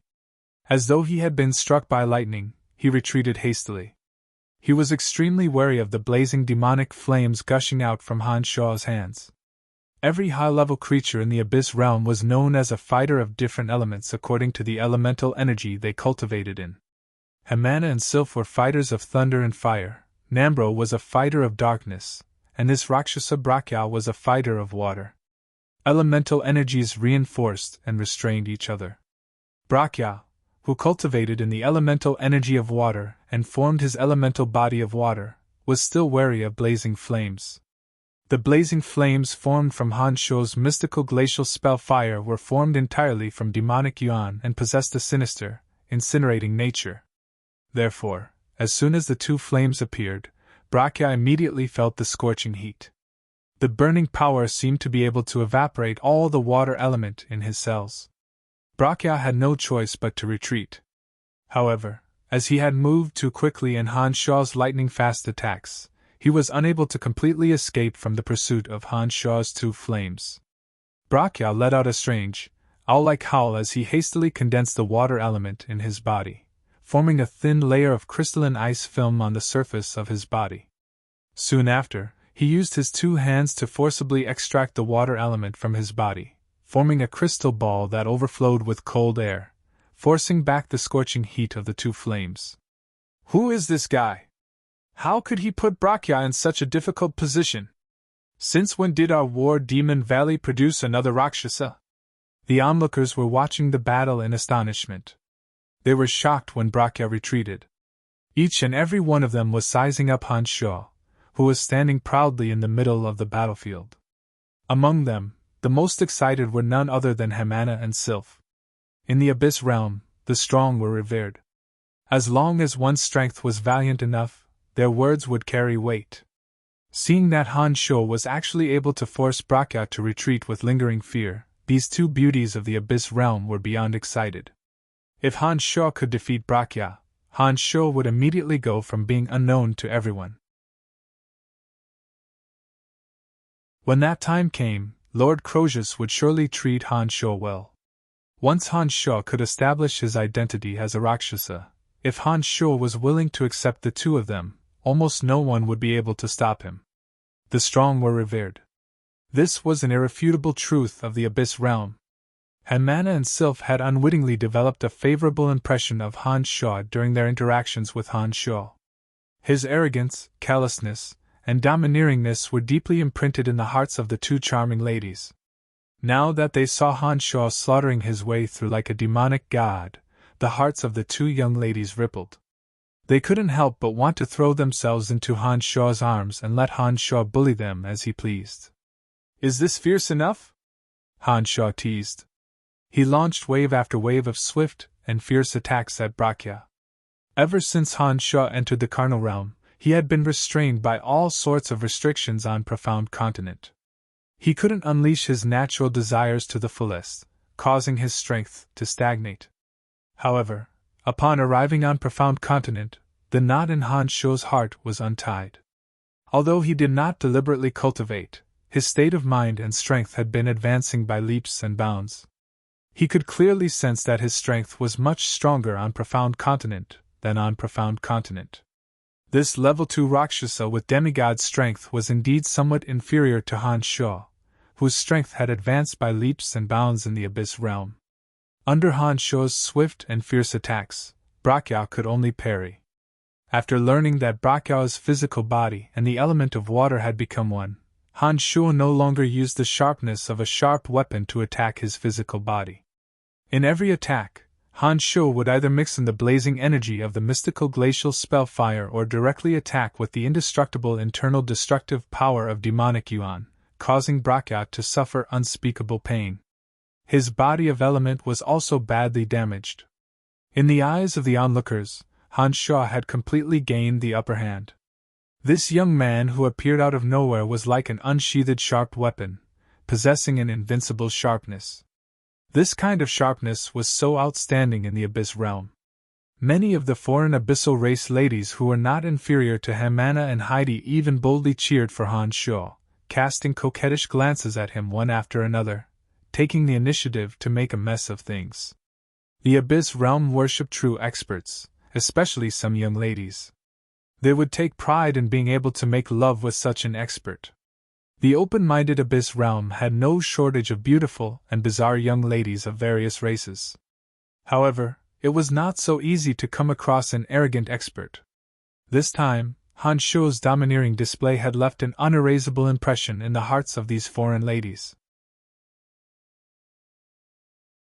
They wished they could throw themselves into Han Shaw's arms and wait for Han Shaw to come and pamper them. There were many races in the Abyss realm. There were beautiful women of all shapes and sizes. Other than seductive ladies like Sylph and Hamana who were covered in armor and spikes, there were also women with extremely slender legs. Those young ladies had spotlessly white skin and wings like swans. They were so pure that they looked like the angels Han Shaw had heard of before. There were also some strange race women whose bodies were extremely sexy. Below their tall and unrestrained twin peaks, their slender waists were breathtakingly thin, and their jade-like buttocks were incomparably perky, setting off their wheat-colored skin and gorgeous faces, and they were filled with an enchanting wild flavor. Each and every one of these alien women were either charming, pure, sexy, or wild. Due to their different body structures, every one of them was somewhat peculiar. Compared to the monotonous females Han Shuo had encountered on Profound Continent, the alien beauties here dazzled Han Shuo. The Abyss Realm is indeed a marvelous place. It seems that this trip won't be in vain, Han Shuo thought to himself. His attack, however, wasn't careless. Bam! A punch infused with 7 streams of flame energy landed on Brachiao's chest. As soon as the 7 streams of flame energy entered Brachiao's body, they slithered on the surface of his body like several bright red snakes, rapidly destroying his flesh wherever they passed. Brachiao howled miserably in pain as his body was sent flying high into the air. A disgusting stench suddenly emanated from Brachiao's body. At this moment, Hamana and Sylph were looking at the women around them with enmity, as though Han Shuo had suddenly become their exclusive property. They were unwilling to let those women who could not wait to kneel before Han Shuo, waiting to be pampered, take another look at him. "Watch out! Watch out for Brachiao's killer move!" A tall and beautiful woman with snow-white wings suddenly cried out. This beautiful woman with skin as fair as snow was fluttering gracefully in the wind. She looked like a beautiful angel from a fairy tale world. However, her beautiful face was currently filled with worry. When Sylph and Hamana saw her cry out in alarm from within the crowd, their faces suddenly revealed dispirited expressions, as though they were ashamed of their inferiority in front of this strangely beautiful young woman. This feeling made them feel very helpless. However, after staring blankly for a moment, the 2 women exchanged glances and suddenly cried out in unison. "Han Shuo, watch out for Brachiao!" At this moment, Brachiao's body, which had been sent flying by Han Shuo's attack, emitted a dense stench. Han Shuo raised his head and saw that Brachiao's entire body had turned into a thick greenish substance, like a huge pustule covering Han Shuo from top to bottom. Brachiao's originally thin body elongated like a liquid, the water element rapidly condensing on his body. Brachiao's body was like dirty water being splashed, pouring down from the top of Han Shuo's head. In a hurry, Han Shuo hastily deployed his protective shield. The pitch-black shield was as thin as a cicada's wing, completely enveloping Han Shuo within it. It had to be said that the toxicity of Brachiao's body was much stronger than that of those abyssal creatures that Han Shuo had encountered previously. As soon as his liquid-like body landed on Han Shuo's protective shield, thick green gas immediately emitted. Almost immediately after contact, Han Shuo's protective shield was on the verge of shattering. Demonic yuan frantically surged towards the protective shield.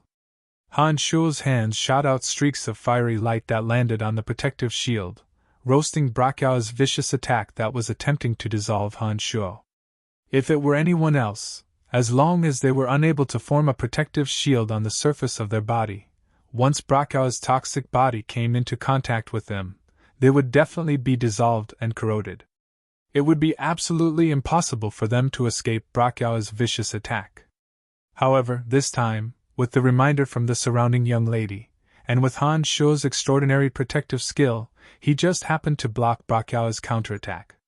When Brachiao saw that he couldn't kill Han Shuo, and that the thin shield enveloping Han Shuo was so indestructible, and that the fiery energy that could harm his body was seeping into his body, Brachiao no longer dared to continue corroding Han Shuo with his toxic body. He hastily reassembled his body and prepared to flee. Upon closer inspection, Han Shuo discovered that Brachiao's body resembled a soft-bodied earthworm, except that it was much softer. Seeing that Brachiao reassembled his body and was preparing to flee, Han Shuo bluntly sent streaks of fiery light into Brachiao's body. He also seized the opportunity to attack Brachiao's soul with soul tremor magic. As the strength of high-level creatures of the Abyss realm gradually grew, their souls would similarly grow stronger. However, as they did not understand the essential elements of the cultivation of magi on Profound Continent, they had absolutely no idea how to utilize these energies to protect their souls. Han Shuo's soul tremor magic attack caused Brakya more pain than the fiery light that struck his body. He immediately collapsed to the ground, howling miserably. Chuckling mischievously, Han Shuo cast yet another soul tremor spell. Strands of green liquid gradually overflowed from Brakya's body that was howling miserably. The green liquid was no longer under Brakya's control and slowly flowed out of his body, no longer able to reform like before. Han Shuo, you are so fierce! You have seriously injured Brakya! Hamana cried out in excitement. She ran towards Han Shuo from afar, as though she wanted to throw herself into Han Shuo's arms under the watchful eyes of the crowd. When Han Shuo saw Hamana's stance, although he was delighted, he did not open his arms to welcome her. Instead, he stared at the limp Brakya lying on the ground with glistening eyes, prepared to seize the opportunity to kill Brakya and avoid any future troubles. Battles were commonplace in the Abyss realm. It was perfectly normal to kill one's opponent in a normal battle. Even if Han Shuo were to kill Brakya now, it would still be in line with the rules. Just as Han Shuo was about to follow up with another attack and finish Brakya off in one go, a loud shout suddenly sounded from a distance. "Friend, please show mercy!" As soon as that loud shout sounded, an incomparably valiant, bald, burly man rapidly arrived. As soon as his voice faded, he appeared in front of Han Shuo. An enormous aura was naturally released from his body. This bald, burly man was about the same size as Loritan, whom Han Shuo had met in the Valley of Sunshine. His muscles bulged out like hills, brimming with explosive energy. As soon as he arrived, the crowd of onlookers all revealed expressions of reverence. They couldn't help but take a few steps back, silently expressing their respect. Hamana, who was excitedly throwing herself into Han Shuo's arms, abruptly stopped in midair. She respectfully greeted the burly man with some fear. "Lord Kanoya." Kanoya, level 3 Rakshasa, the leader of the 6 Rakshasas of War Demon Valley, was recommended by Croesus to Black Jade City. He was among the next batch of people to meet Demon King Manticore. He was qualified to undergo the Demon King's demonic baptism. As long as he could withstand the baptism, he would become a demon revered by tens of thousands of people. In War Demon Valley, Kanoya was the most powerful expert after Croesus. He was in charge of all the trivial matters of War Demon Tanai, big and small. He was fair and well-liked by the people. War Demon Valley may be facing a tough battle soon, and may need Brakya's assistance. Lord Croesus hopes that you, my friend, can be lenient, Kanoya said in a tone that was neither overbearing nor servile as he looked at Han Shuo and bowed according to the etiquette of the Abyss realm. Han Shuo nodded and looked at Brakya at his feet contemptuously. Soon after, he put on a faint smile and said to Kanoya, "I wish to meet Lord Croesus. Let's go. I have specially come to invite you." Kanoya replied in a deep voice with a solemn face. Those with strength would always be put in an important position. After Han Shuo proved his ability, the master of War Demon Valley, Croesus, immediately took action.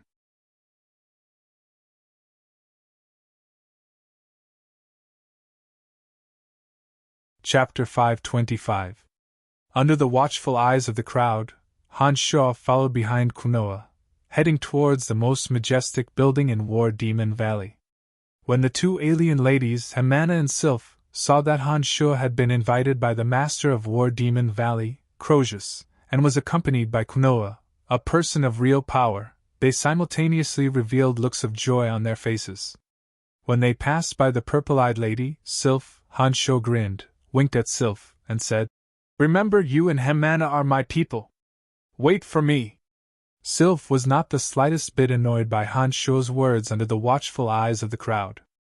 On the contrary, she shyly nodded and replied in a low voice, "Got it. Ha ha, I like you." Han Shuo laughed heartily in his heart. "Friend, you are indeed a sentimental person. As long as you are willing to stay in War Demon Valley, you can have any woman you want. Even Lord Croesus' beloved daughter is not out of the question. Ha ha, I think she has already given her approval." Kanoya laughed heartily, teasing Han Shuo without the slightest regard as an outsider. "Uncle, what nonsense are you talking about? said a young lady as beautiful as an angel from the crowd behind Han Sho. She had a pair of pure white wings and was as beautiful as an angel. Han Sho stared blankly for a moment. Soon after, he saw the beautiful young lady floating in the crowd. He did not expect that this young lady was actually Crozier's daughter. Recalling her previous reminder, Han Sho bowed in awkward abyssal etiquette, revealed a bright smile, and said, "Thank you for your reminder, Mississippi, you're welcome. If Mr. can stay in War Demon Valley, I hope that you can give me some guidance in martial arts. In your battles, I have seen many miraculous techniques. I am truly amazed," said the young lady with the appearance of an angel and a graceful temperament. The corners of her mouth hooked into a faint curve as she spoke in a reserved manner. "Haha, War Demon Valley is a good place. If nothing unexpected happens, I think I will be staying. If Miss is free, you can look for me any time." Han Sho very straightforwardly agreed to the beautiful young lady's suggestion. Then, he took one last look at Brakya, who had yet to fully recover, and coldly said, "Brakya, you are no match for me. Let me give you a piece of advice. Know your place, or you will die without a doubt." Having said that, Han Sho no longer looked at Brakya's ugly face, which had barely managed to reconstruct itself. He said softly to Kunoa, "I'm sorry to have kept you waiting. Let's go." "You're welcome. Please," Kunoa replied with a smile as he led Han Sho towards the most magnificent building in War Demon Valley. After taking a few steps, Kunoa turned his head and shot a glance at Brakya, who had completely condensed his body. When their eyes met, Kunoa shook his head slightly and sighed softly, as if hinting Brakya to give up on the idea of retaliating against Han Sho. "Let's go." Brakya got up and looked at Han Sho's departing figure with a cold gaze. Finally, he coldly glanced at Hamana and Sylph and said in a deep voice. Hamana and Sylph, upon seeing Han Sho leave, felt a sense of insecurity in their hearts. However, when they recalled Han Sho's overbearing manner and the situation under the watchful eyes of so many people, they understood that no matter how much hatred Brakya had for them, he wouldn't do anything to them in this place. In addition, as long as Han Sho didn't die, Brakya wouldn't dare to attack the two of them. Otherwise, if he angered Han Sho, Brakya would have no way of surviving. Therefore, although the two girls felt a chill in their hearts under Brakya's sinister gaze, they weren't too afraid. On the contrary, they put on arrogant faces and didn't look Brakya in the eye. Two little bitches who rely on their master's power. I will *CK you to death sooner or later." Brakya sinisterly left behind these words before turning around and leaping towards the enormous ghost-faced spider. He led the remaining few guards and left the area with their tails between their legs. Along the way, the people of War Demon Valley took the initiative to make way for Brakya. They didn't dare to reveal any mocking or disdainful gazes on their faces. Instead, they fearfully lowered their heads and said nothing, inwardly cursing Brakya's lack of magnanimity. A defeated Rakshasa was still a Rakshasa. In the Abyss Realm, where people's lives were easily taken at the slightest provocation, only death awaited those who were weaker than the other party. Gradually, the onlookers saw that there was no more entertainment to watch and dispersed one by one. Hamana and Sylph, after this incident, the hostility between them had lessened significantly. They exchanged glances with each other, their expressions somewhat complicated, before dispersing into the crowd. On top of the majestic building at the center of War Demon Valley, a man of steel with a rugged and resolute appearance covered in sharp spikes stood like a boulder on top of the magnificent building. His pair of gray eyes were deep and spirited, somewhat different from his tough and deep temperament. Standing on top of the building with his hands clasped behind his back, this man of steel looked down at the endless stream of citizens below. Behind him, the captain of the Shiro regiment, Nambro, knelt on one knee and kowtowed, not daring to move an inch. "Are you certain that he isn't a spy from Venifam Castle?" the burly man said in a deep voice without even turning his head. His voice was as deep and powerful as the earth, giving off an extremely obvious sense of oppression. "My lord, he has killed hundreds of men from Venifam Castle." "I believe that he isn't a spy sent by Venifam Castle," In addition, this man's martial techniques are extremely unique, completely different from the cultivation methods known to the Abyss realm. It may be, as he said, that he came from some ancient race that has been living in seclusion. Nambro answered cautiously, not daring to raise his head to look at the burly man. He buried his head deep in his knees and answered cautiously, not daring to raise his head to look at the burly man. An ancient race that has been living in seclusion? Hee, how could there be so many ancient races that have been living in seclusion? This time, when a mysterious spatial passage suddenly appeared over at Venifong Castle, many experts from Venifong Castle immediately came to spy on it. For this man to suddenly appear and possess extraordinary strength, it would be a wonder if there are no problems. The burly man snorted coldly. His deep eyes gradually turned to Han Shuo, who had emerged from the crowd. He revealed a thoughtful expression. My lord is wise. Why don't we capture him first? Nambro, who had been so familiar with Han Shuo along the way that he had even called him brother, suddenly suggested. Mediocre. The burly man snorted coldly. Soon after, he said in a deep voice, let alone the fact that I have yet to figure out his origins, so what if he really is a spy from Venifong Castle? Do you think he can overturn the heavens in War Demon Valley by himself? My lord is wise, my lord is wise, Nambro said in a trembling voice.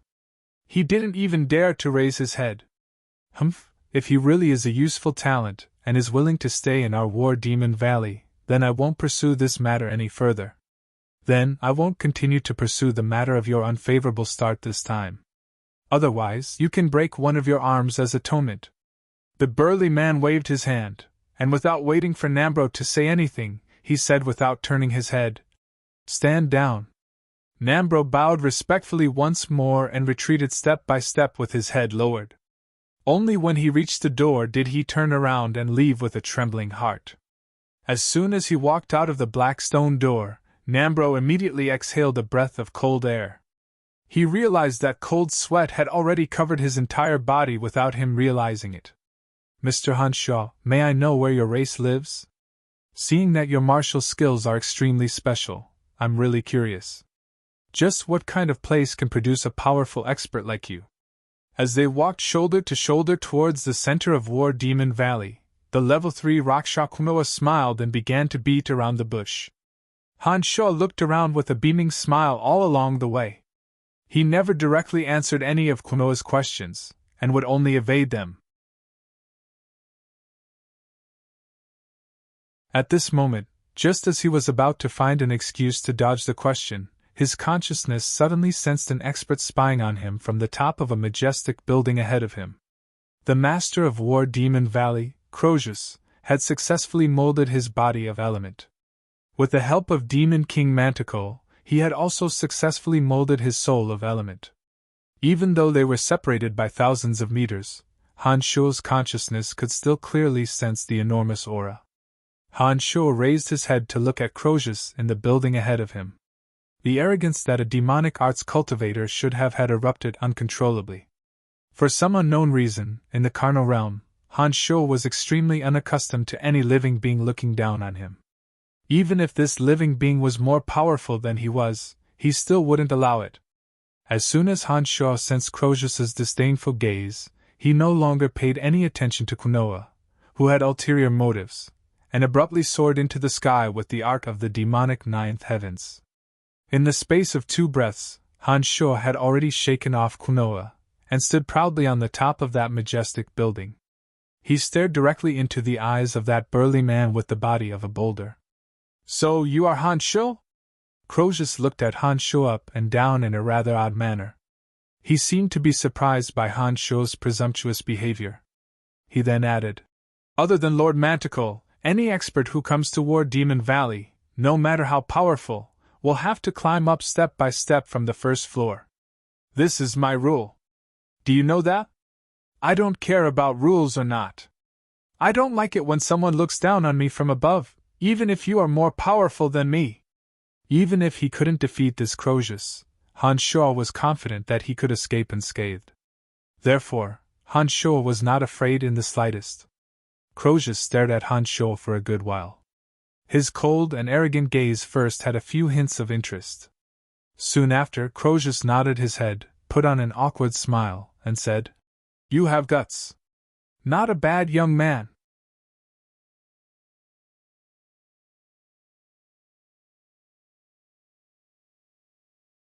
Chapter 526. While Croesus and Han Sho were conversing, Kunoa, who had been leading Han Sho, arrived rather anxiously. When Kunoa saw Han Sho and Croesus standing face to face, with a rather unyielding attitude, he couldn't help but stare blankly for a moment. Soon after, he looked at Croesus with an inquiring gaze, as though seeking his opinion. More than a dozen level 3 destroyers like Nambros suddenly appeared out of nowhere. Each and every one of them hovered in midair and surrounded Han Sho. Among them was an ice-cold, pale old man. He looked at Han Sho as though he was looking at a dead man. When he realized that Han Sho was heavily surrounded, he respectfully turned to Croesus and asked, "My lord, how should we punish this unruly fella?" Croesus looked at Han Sho thoughtfully. After muttering to himself for a moment, he waved his hand and said, "You may leave." The ice-cold, pale old man was stunned when he heard Croesus' words. He had been in War Demon Valley for so long, yet he had never seen anyone who trespassed without leaving behind some limbs as punishment. Now that he saw Croesus being so magnanimous, he couldn't quite get used to it. "Yes, my lord." Although the old man's mind was filled with questions, he didn't open his mouth to ask.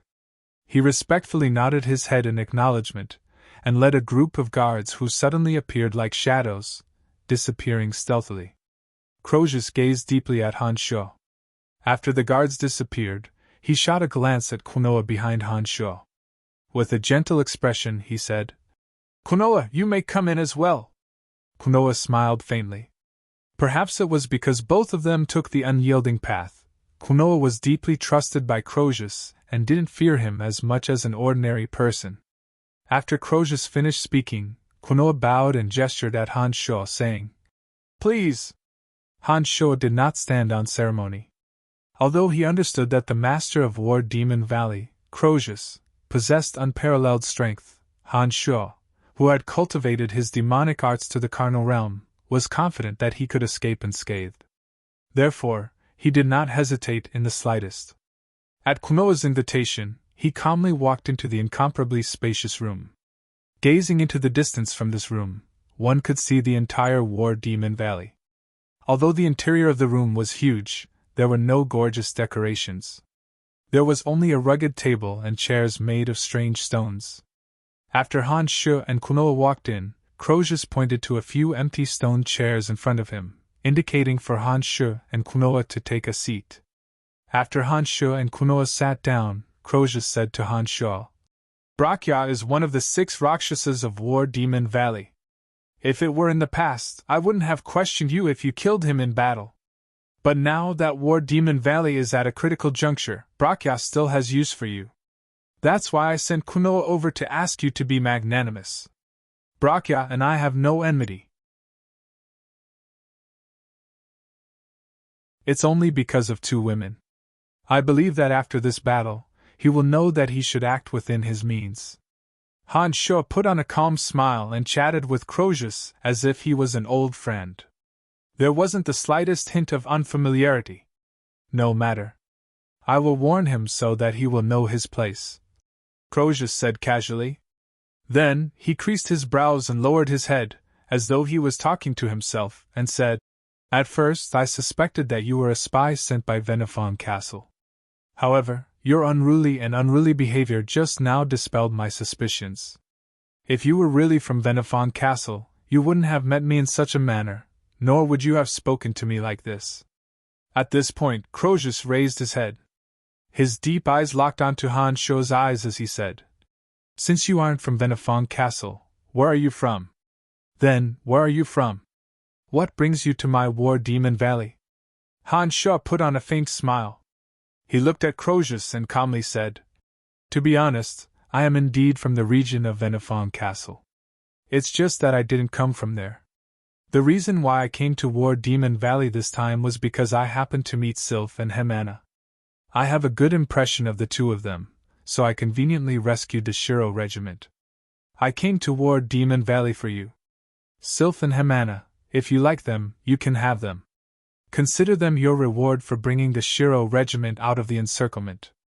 Crozius waved his hand, as though Sylph and Hemana were goods in his hands. Then, with a somewhat puzzled expression, he asked, "Why have you come to ward Demon Valley to look for me?" "I want to ask if you know anything about the planar guardian of the Abyss Realm. I came here from the chaotic space-time tunnel of Venifong Castle. That space-time tunnel has been completely destroyed. I want to use the planar guardian to return to my original plane." Han Shu knew that there was no need to hide such things from a godly expert like Crozius. In order to avoid arousing suspicions, Han Shu frankly revealed his true purpose for coming here. Kunoa, who was wearing a smile on his face, and Crozius, the master of War Demon Valley, who was listening to the conversation between the two, had their expressions changed drastically when they heard Han Shu's words. Kunoa looked at Han Shu in disbelief and exclaimed in a trembling voice, "What? You came from that chaotic space-time tunnel? You aren't from the Abyss Realm? How is that possible? Are you kidding me?" Crozius was indeed worthy of being the master of War Demon Valley. Although his expression had changed slightly after hearing Han Shu's earth-shattering words, his emotions remained relatively stable. However, his pair of abstruse eyes were constantly flashing with bizarre specks of light. This indicated that his mind wasn't as calm as his expression. Han Shu forced a smile and shook his head. He spread his hands helplessly and said, "I would like to say that this is a joke, but it really isn't. Besides, this kind of joke isn't funny at all. I really did come to the Abyss Realm from another material plane. Moreover, I was betrayed by someone, which is why I couldn't find my way back. The reason I came toward Demon Valley this time is to ask Lord Crozius if he knows anything about planar guardians. As far as I know, generally, material planes with highly intelligent species have planar guardians. A powerful existence like Lord Crozius should be qualified to come into contact with matters of this level, right?" Surprisingly, Crozius, who had always been calm and unruffled, actually revealed an embarrassed expression. Shortly after, he shook his head and said, "I'm sorry, I've never heard about planar guardians." Han Shu was stunned. He carefully observed Crozius' expression and confirmed that Crozius really didn't know about the existence of planar guardians. This made Han Shu feel an irrepressible sense of dejection. He couldn't help but shake his head and let out a sigh. Very dispiritedly, he said, "How could this be? You don't have to be discouraged. If, as you said, every material plane with highly intelligent species has a planar guardian, then the Abyss Realm must have one as well," Crozius said in a somewhat reverent manner when he saw Han Shu looking at him with a burning gaze. "I don't know about planar guardians, perhaps because I'm not qualified to know. As long as planar guardians exist in the Abyss Realm, I believe Lord Manticore will definitely know about it." Han Shu's expression jolted when he heard those words. He thought to himself that Crozius was right. There were a total of 5 demon kings in the Abyss Realm. If planar guardians really existed in the Abyss Realm, then there was no way that the demon kings would not know about it. The 5 demon kings of the Abyss had their own territories and cities. As long as Han Shu could find them, it wouldn't be difficult to find out about it. The problem was, not only did the 5 demon kings of the Abyss possess true divine powers, but they were also true gods in the Abyss Realm. Did an unknown character like Han Shu have the qualifications to receive the summons of the 5 demon kings of the Abyss? Just the master of War Demon Valley before him, Crozius, possessed the strength of a true god. Han Shu dared not imagine just how powerful Manticore, as the master who created them, must be. Against this Crozius, Han Shu was confident that he could escape unscathed. But if he were to encounter that demon king of the Abyss, Han Shu might not even be able to escape. Han Shu believed that once he reached the next realm in demonic arts, he would definitely possess even greater strength. However, before he made the breakthrough, he must not be killed by the demon kings of the Abyss. Therefore, after hearing Crozius' words, While Han Shuo was pleasantly surprised, he was also somewhat worried. Don't worry. You can stay in War Demon Valley for the time being as a visiting advisor of mine. After I have dealt with this crisis in War Demon Valley, I will report your matter to Lord Manticore.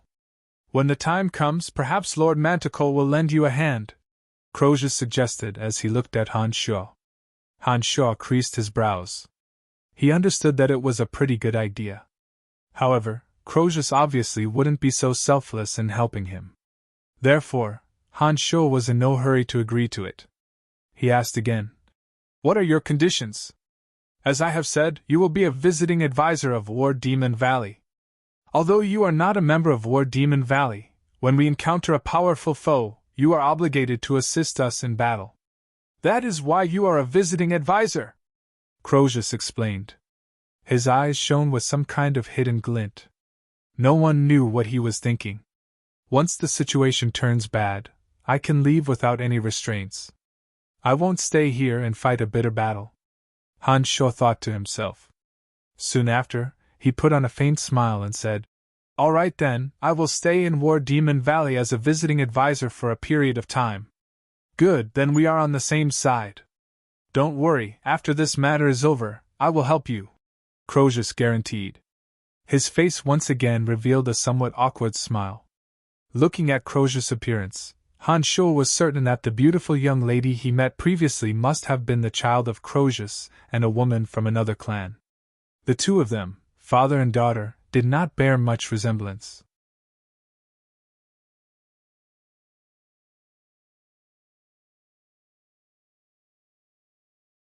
Chapter 527. The so-called visiting advisors were high-ranking cannon fodder who were usually worshipped when there was nothing to do but had to charge into enemy lines at critical moments. Han Shuo was new to War Valley and didn't have a deep understanding of the situation in the Abyss Realm. But from Crozius' description, he quickly understood the meaning of visiting advisors. Han Shuo, who had the thought of escaping as soon as the situation was unfavorable, very straightforwardly agreed to Crozius' proposal, and reached an agreement with him, while feigning civility. As soon as Han Shuo agreed, he immediately ordered Kunoa to arrange a residence for Han Shuo and gave Han Shuo a lead-colored stone tablet on the spot. On the back of the tablet was a picture of a demon, representing Han Shuo's status as a visiting advisor of War Demon Valley. "That 3-story building in the center is your house. You have absolute freedom in War Demon Valley. If you need anything, you can let us know at any time. As long as it's not too troublesome, we will do our best to help you," Kunoa said to Han Shuo with a smile, pointing at a 3-story building 6 to 7 meters tall. This was a manor behind Crozius' majestic building. Within the manor there were more than a dozen pavilions erected in a picturesque disorderly manner. The high-ranking cannon fodder hired by War Demon Valley were placed in these pavilions. Among them, the 3-story pavilion that Han Shuo was assigned was the tallest and most gorgeous one. "Thank you. Right, if it's convenient, can you help me arrange for Hemana and Sylph to come over?" Since Crozius had already agreed to hand Hemana and Sylph over to Han Shuo didn't bother with pleasantries and directly asked Kunoa for them. "No problem. I'll give the order in a moment. Hemana and Sylph will be here soon," Kunoa said very amiably with a faint smile. "Many thanks. If the enemies of Venifon Castle come over and need my help, please don't stand on ceremony," Han Shuo said politely. "Everything is at Lord Crozius' command. You have just arrived in War Demon Valley and haven't had a good rest, so I won't disturb you any further." Kunoa said out of etiquette, and excused himself from Han Shuo. Han Shuo wasn't the only visiting advisor in this area. Han Shuo spread out his consciousness to survey the surroundings. After discovering that no one could threaten him, he headed straight for his 3-story building. Along the way, Han Shuo saw a few vague silhouettes in some of the buildings nearby. They seemed to be secretly watching him, but Han Shuo didn't mind. The buildings in the Abyss Realm were majestic and rugged. Han Shuo's building didn't have any fancy furnishings, only simple tables and chairs. It appeared refreshing, in line with Han Shuo's aesthetic taste. After hanging up the Do Not Disturb sign on the door, Han Shuo closed the doors and windows and deployed a soundproof warning matrix. Shortly after, he summoned Earth Elite Zombie and dug a spacious underground chamber. Then, Han Sho took out the skeletal staff, intending to seriously study the secrets contained within. Han Sho was well aware that the skeletal staff contained a lot of strange and bizarre information. However, because the time was not right and his mental strength was insufficient, Han Sho had never really spent a great deal of effort to study the secrets contained within the skeletal staff. Now that he had accidentally come to the Abyss Realm, and his way back was forcibly cut off, the skeletal staff became Han Sho's last hope. Holding the skeletal staff in his hand, Han Sho held his breath and concentrated. He slowly released his mental strength, slowly wrapping it around the skeletal staff like silk threads. As soon as his mental strength flowed towards the skeletal staff, Han Sho immediately discovered that the tricolored skeletal staff was emitting a gentle halo of yellow, blue, and purple. He suddenly sensed 3 different kinds of bizarre energy from the skeletal staff. Han Sho could sense these 3 energies, but he felt that they were illusory. He didn't know how to utilize them. The skeletal staff had 3 wondrous uses: rejuvenation, multiplication of the power of necromancy magic, and traversing the netherworld. The 3 wondrous uses of the skeletal staff corresponded to the 3 kinds of bizarre energy contained within the tricolored skulls. This was something that Han Sho was well aware of. Among the 3 wondrous uses, the multiplication of the power of necromancy magic didn't require any incantations. It could be formed naturally as long as one held the skeletal staff and released necromancy magic. Of the 2 wondrous uses of soul traversing the netherworld and rejuvenation, Han Sho had long since mastered the first one. As for the rejuvenation, Han Sho also felt that he had mastered it. However, because this rejuvenation magic was only effective on certain people, Han Sho hadn't had the time to test whether it was effective or not. Now that Han Sho's mental strength flowed bit by bit into the tricolored skeletal staff, he could clearly sense the existence of the 3 energies. However, although Han Sho could sense the 3 energies, he couldn't obtain any useful information from them. This made Han Sho very vexed. According to the Calamity Church and the Lizard King Degassi, this tricolored skeletal staff contained many secrets. These secrets even included a great war on Profound Continent thousands of years ago that involved almighty creatures, as well as some secrets about the existence of the Cemetery of Death. From Wolf of the Calamity Church, Han Sho learned that the Cemetery of Death on Profound Continent contained a large and complicated magical transportation matrix that seemed to be able to transport people to other planes of existence. Based on this information, Han Sho deduced that the skeletal staff should contain some information about interplanar transportation. If Han Sho could learn the secrets of interplanar transportation from the skeletal staff, he wouldn't have to go through Manticore, the great demon king of the Abyss Realm. From within the tricolored skulls of the skeletal staff, 3 gentle radiances of yellow, blue, and purple were emitted. As soon as Han Sho's mental strength was dispersed into the skeletal staff, he could immediately sense the 3 energies from the tricolored skulls. However, Han Sho had no idea how to obtain the secrets hidden within the skeletal staff. He had no idea where to start. Han Sho was rather dispirited. He clearly knew in his heart that the skeletal staff contained some bizarre secrets, but as the owner of the skeletal staff, he had no way of knowing. This made Han Sho feel extremely vexed.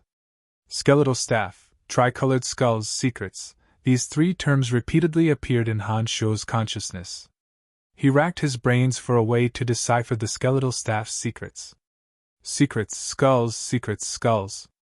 As Han Sho's mental strength lingered within the skeletal staff, a wondrous realization suddenly leapt into Han Sho's mind. Secrets were generally hidden in one's mind. For this tricolored skeletal staff to have tricolored skulls, could it be that the secrets were hidden within the 3 skulls of the skeletal staff? Han Sho's mind stirred as he suddenly had such a thought. Soon after, Han Sho's expression shook as he carefully examined the skeletal staff once again. The tricolored skeletal staff was about 1.3 meters long, and its entire body was made of a green jade-like material. The 3 skulls did not look like human skulls. They were respectively yellow, blue, and purple in color. The yellow skull had 3 eye sockets, the blue skull had a single horn, and the purple skull was covered with finger-sized holes. Upon closer inspection, Han Shuo suddenly discovered that the 3 eye sockets on the yellow skull were very familiar. Judging from the 3 eye sockets on the skull, Han Shuo discovered that apart from being much more exquisite and small, this skull was almost identical to the 3-eyed alien he'd encountered in the space-time discontinuum in the Venifong Castle region. Recalling the 3-eyed evil god Ansidezi he'd encountered in the Valen City slave market, Han Shuo discovered that apart from being larger and having a horn on its head, Ansidezi was almost identical to the 3-eyed alien he'd encountered in the space-time discontinuum in the Venifong Castle. The positions and proportions of its 3 eyes were identical to the 3-eyed skull on the tricolored skeletal staff in Han Shuo's hands. On the yellow 3-eyed skull, the 3-eyed alien, 3-eyed evil god Ansidezi should be from the same race, Han Shuo judged. Shortly after, Han Shuo focused all of his mental strength on the 3-eyed skull on the skeletal staff. Han Shuo's mental strength carefully entered the 3 eye sockets. A wondrous feeling occurred. Han Shuo's mental strength very clearly sensed that the power contained within the 3 eye sockets of the 3-eyed skull was the densest. It even seemed to have formed a defensive power similar to a boundary, preventing Han Shuo's mental strength from probing the 3 eye sockets. This was definitely a breakthrough point. Han Shuo was immediately certain in his heart, and was overjoyed. He became even more focused and his mental strength no longer scattered. Instead, he gathered it together and attacked the strange defensive power within the 3 eye sockets, attempting to unravel the secrets contained within the 3-eyed skull. Bang! Bang! Bang! Han Shuo's body shook.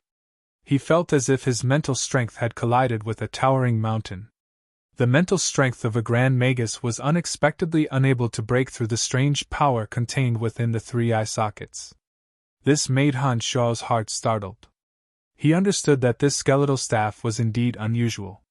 With a grave expression, Han Shuo took a deep breath. He first withdrew all of his mental strength and meditated to recover for a while.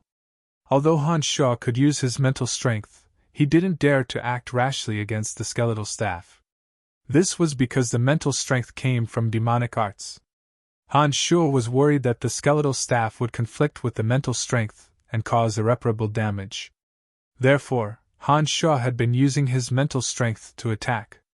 After a while, Han Shuo's mental strength had completely recovered. This time, he didn't divide it into 3 parts and attack the 3 eye sockets. Instead, he fiercely attacked one eye socket. Poof! A crisp sound rang out. The defensive power within the eye socket was finally broken. Han Shuo was overjoyed and immediately used the same method, finally breaking the defensive power within the 3 eye sockets. Afterwards, Han Shuo immediately learned some information that shocked him greatly from the 3-eyed skull.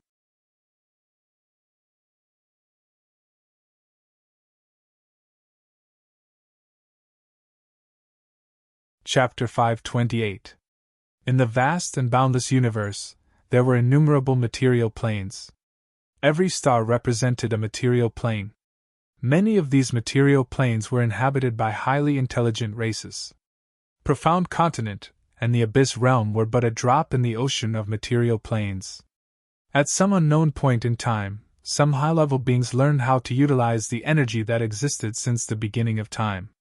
Through cultivation, they gradually gained incomparably terrifying strength. They transcended life and death, stood above the common people, and were known as gods. A very small portion of these beings could utilize the elemental energies between heaven and earth, or had mastered some bizarre edictal mysteries. As they constantly cultivated and evolved, they walked far ahead of the common people and were admired by all. When one mastered any energy to the extreme, one could become a god. For example, the energies of fear, hatred, desire, and so on. As long as one studied and cultivated diligently, and mastered how to utilize the energy, one could possess miraculous powers and become a so-called god. In the vast and boundless universe, there were 2 kinds of fundamental energies that existed everywhere. They were the most concentrated in this vast material plane, and the gods who could master these two energies were the most powerful. One was the 8 elemental energies of light, darkness, earth, fire, wind, water, lightning, and death. The other was the 4 edictal energies of fate, space, destruction, and life. Elemental energies and edictal energies were present in every corner of the universe. As these two energies existed on most material planes, they were the most fundamental energies between heaven and earth. Therefore, those who cultivated in these two energies to become gods had limitless potential and were more powerful than those who cultivated in other energies. Gods were also divided according to their abilities.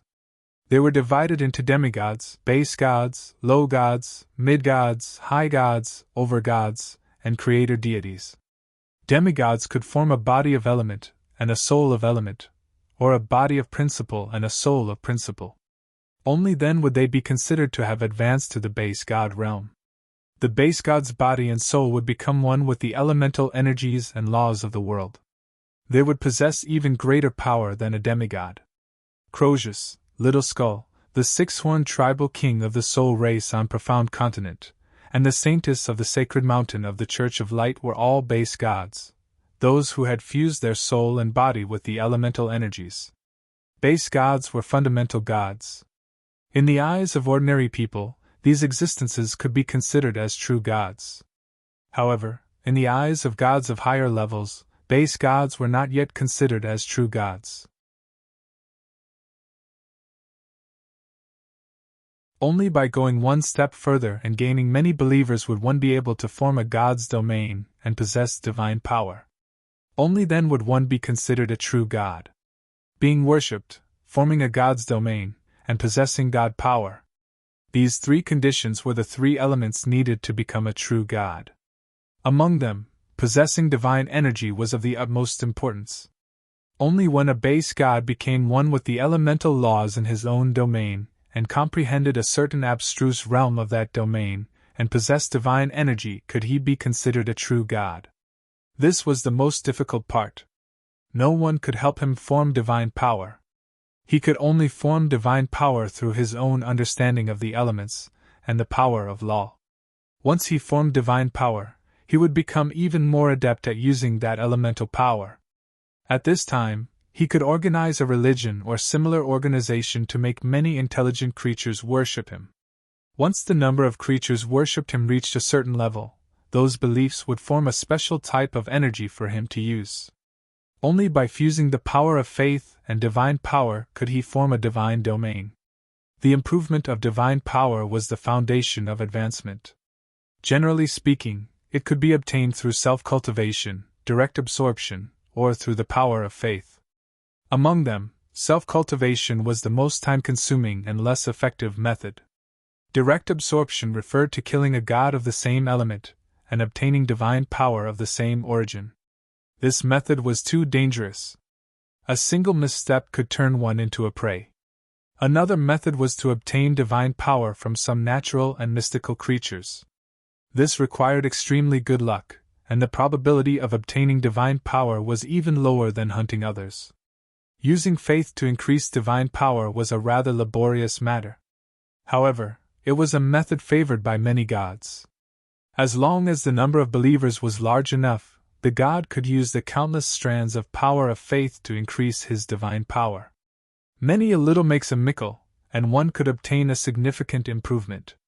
In addition, if the power of faith was strong enough, the divine domain would also grow stronger. If a god's divine domain was powerful enough, they could gain the upper hand in battle. Therefore, the power of faith was very useful. The Church of Light, the Calamity Church, the Druidic Order, the Shrine of Ice, and even the Dark Elves and the Forest Trolls had their own believers. The gods that they believed in could obtain divine power through their faith. Therefore, the competition between churches for believers was also for the sake of substantial benefits. 8 elemental energies and 4 edictal forces. Gods of all levels who cultivated in these 12 energies mostly obtained divine power through self-cultivation and the use of faith. However, this wasn't absolute. Some gods could also use other methods to increase their divine power and the power of their domain. For example, gods who cultivated in the elemental energy of death could obtain divine power through the deaths of others. Gods who cultivated in the edict of destruction could obtain divine power through the destruction of life. Gods who cultivated in the edict of life could also obtain divine power from planes full of vitality. However, these methods would often threaten the interests of other gods. For example, the god of death and destruction could obtain divine power through death and destruction. In this way, the god of life could not obtain power through the exuberant vitality of all living beings. It was precisely for this reason that conflicts between gods were unavoidable in order to obtain greater power. For the sake of their own interests, they had been constantly fighting each other from the beginning until the end, and they had never stopped fighting for even a moment. Just as Wolf of the Calamity Church had said, the cemetery of death was indeed not something from profound continent. The most important thing about the cemetery of death was the large-scale magical transportation matrix at its center. This transportation matrix indeed possessed the ability to transport between planes. A mighty overgod cultivating in the energy of death joined forces with an overgod cultivating in the energy of destruction to spread death and destruction across every material plane and obtain even greater power from them. The overgod of life, on the other hand, joined forces with other gods who cultivated in the energy of destruction to stop them from spreading death and destruction across every material plane. Profound Continent was one such plane that was affected. The cemetery of death was a passageway that two mighty overgods used to travel between material planes. Not only on Profound Continent, but on other material planes as well. Therefore, the two overgods would dispatch lesser gods to travel between those material planes and bring death and destruction to those material planes. For a new material plane, they would establish a church and have the beings of that material plane worship them. As long as the beings worship them, they would protect them and obtain a steady stream of power of faith from them. However, if the beings on that material plane already had a god they worshipped, they would create death by destroying those beings so that their masters could obtain power from them. Profound Continent was just a small material plane. 5,000 years ago, a great war involving all mighty existences took place on Profound Continent. The two overgods of death and destruction only sent a few lesser gods to participate in the war, which ultimately ended in failure. However, they also left behind the seed of evil known as the Calamity Church on Profound Continent. The gods of death and destruction who had evacuated from Profound Continent left behind the cemetery of death so that they could return in the future. The skeletal staff was left behind by a mid-god of death. That person was one of the leaders of that great war. He sealed a portion of his information in the skeletal staff and the cemetery of death, hoping that it would be of assistance to those who cultivated in the energy of death. In addition, the skeletal staff was also the key to opening the cemetery of death. He left the skeletal staff in order to develop the power of those who worshipped him on Profound Continent, and obtain more power of faith from them. However, the master of the skeletal staff also left a divine imprint in the cemetery of death and the skeletal staff. Once the new master obtained the skeletal staff or the power of the cemetery of death, the imprint would activate and make the new master worship them forever, allowing them to obtain more power of faith. No wonder my soul had been disrupted twice in the cemetery of death. I'd even seen the shadow of a 3,000-meter tall giant appear in my mind once, but I'd used my great willpower and the strength of demonic arts to resist it. That's why my soul hadn't been destroyed and I hadn't lost myself. The tricolor skull. This skull with 3 eyes.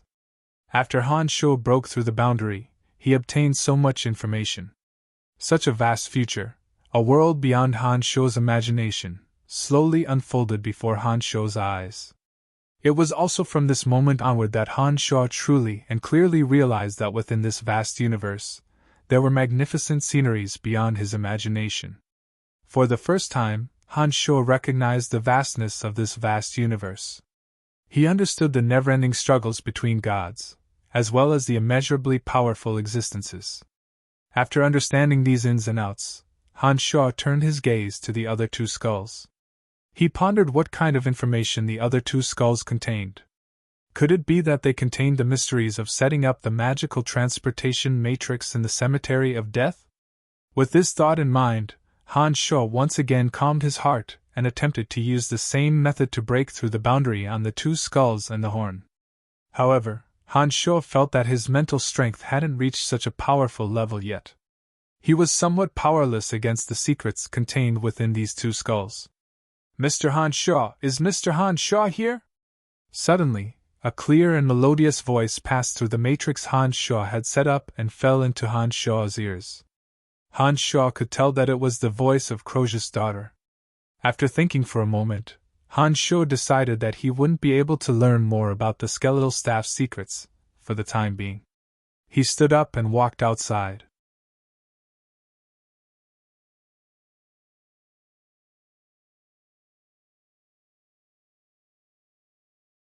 Chapter 529. As Han Sho made his way out of the underground cavern, he kept pondering a question that had been bothering him. The 8 elemental energies and the 4 edictal forces didn't seem to include demonic yuan. So what exactly was demonic yuan? The 8 elemental energies and the 4 edictal forces were different. They were all based on the utilization of the energy existing between heaven and earth, using the soul and body of a living being as the foundation. Absorbing or mastering these energies would strengthen one's body and soul, allowing one to become a god that stood above all other living beings. However, whether it was the 8 elemental energies or the 4 edictal forces, they were all powers that had existed since ancient times. Through the extraction and use of this ancient power, cultivators could fuse their bodies with this power and gradually strengthen themselves to become a god. However, the demonic arts that Han Sho practiced originated from within his body. Although he could improve it by absorbing some strange energy, Han Sho had never been able to sense the existence of demonic yuan from heaven and earth. This was very surprising to Han Sho. Those who practiced the 8 elemental energies and the 4 edictal forces all relied on this external source of energy. However, Han Sho's demonic arts were different from the 8 elemental energies and the 4 edictal forces. It was a process of limitlessly excavating and evolving one's own potential. This seemed to be completely different from the energy that the skeletal staff knew of. From the information he had just obtained, there were many who used other energies to become gods in the boundless universe, such as fear, desire, and so on. As long as one grasped the method to use and absorb these energies, one could also become a god through training. However, those who became gods ultimately relied on external forces. As for the demonic arts that Han Sho cultivated, the demonic yuan was formed naturally within his body from the very beginning. What surprised Han Sho was that demonic arts could use some secret techniques to activate demonic yuan, and even form a power similar to the elemental energies. For example, using the mystical glacial spell fire to release demonic yuan through a special method in one's meridians and bones could produce purplish-red demonic flames with extreme heat and cold attributes. Another example was that Han Sho could use demonic yuan to heal his own internal injuries, and even help others recover from physical and mental injuries. This characteristic could only be achieved by gods who practiced the Edict of Life. Alternatively, he could use demonic yuan to form some special attacks that could cause the sky to darken. This seemed to be the same as the gods who practiced the element of darkness. In addition, although demonic yuan didn't exist between heaven and earth, Han Sho could devour some energy for his own use, such as resentment, evil spirits, and other negative energies. He could transform them into demonic yuan and further improve his strength. This was different from those who practiced the 8 elemental energies and the 4 edictal forces. Generally, those who practiced the 12 elemental energies could only absorb the energy that existed between heaven and earth for their own use. After becoming a god, they could only absorb the divine energy of other cultivators of the same elemental energy. They couldn't absorb energy from other elemental energies. However, when Han Sho carefully thought about it, he discovered that the demonic yuan that naturally formed in his body could not only absorb some evil energies of different elemental energies for his own use, but could also be used to manipulate demonic yuan through different demonic techniques. It could even be formed into energies similar to other elemental energies. From this point alone, demonic yuan was different from the 8 elemental energies and the 4 edictal forces that Han Shuo knew of. After pondering for a moment through the knowledge stored in the tricolored skulls of the skeletal staff, Han Shuo discovered that there was absolutely no knowledge of demonic yuan in those memories. In other words, even the original owner of the skeletal staff, that mid-god, didn't know of the existence of demonic yuan.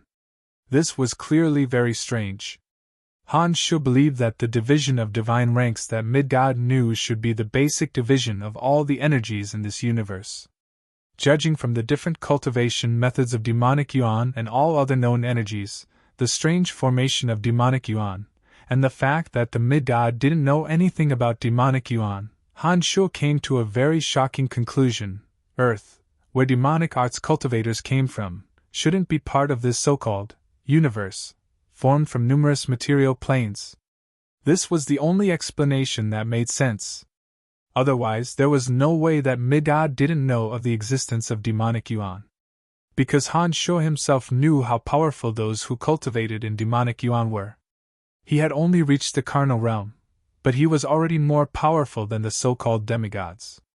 According to Chu Kanglin, those who broke through the Omen realm could even ascend to the heavens. If such a group of incomparably powerful cultivators existed in this so-called universe, they wouldn't be nameless people. They would have long been known by the gods.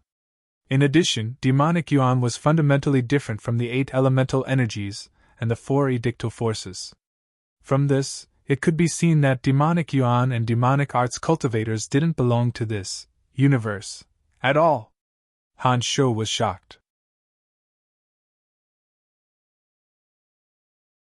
He let out a light sigh and shook his head with a bitter smile. He was speechless at his own conclusion.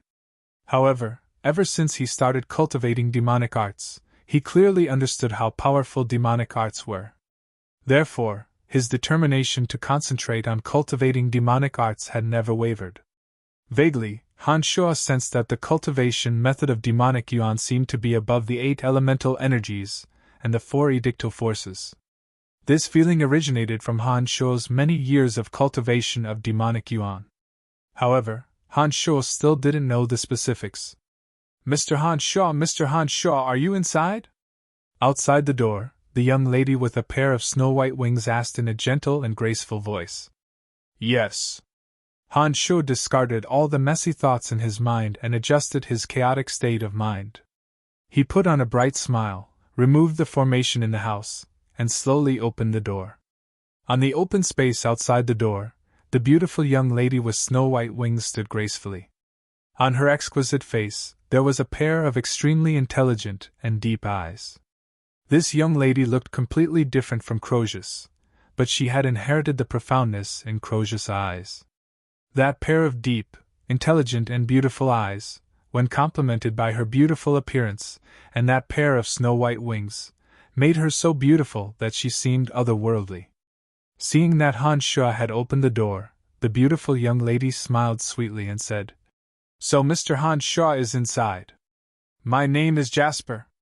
I'm very happy that Mr. Han Shuo is willing to become a visiting advisor of War Demon Valley. I've come this time to ask Mr. Han Shuo for some guidance in martial arts." Jasper cultivated in the elemental energy of wind, unlike her father Crozius, who cultivated in the elemental energy of earth. From the aura emanating from her, Han Shuo determined that she possessed the strength of a level 3 destroyer, a little stronger than Hamana and Sylph. The strength of the Abyss realm was divided into abyssal troopers, destroyers, rakshasas, and demons. Among them, rakshasas were considered to have entered the threshold of demigods, becoming demons and forming a soul body of elemental laws. They were considered base gods that Han Shuo had just learned of. As for what level the 5 great abyssal demon kings were, Han Shuo had no way of guessing until he met them. Martial arts? Miss Jasper, the martial arts I cultivate in are not quite the same as what you know. However, I can give you some advice, Han Shuo said to Jasper with a faint smile. What kind of advice? Jasper looked at Han Shuo attentively, and revealed a very interested expression. She asked Han Shuo, "What kind of advice?" "Every time you cultivate, spend some time meditating, using your soul and mental strength to sense the existence of the element of wind.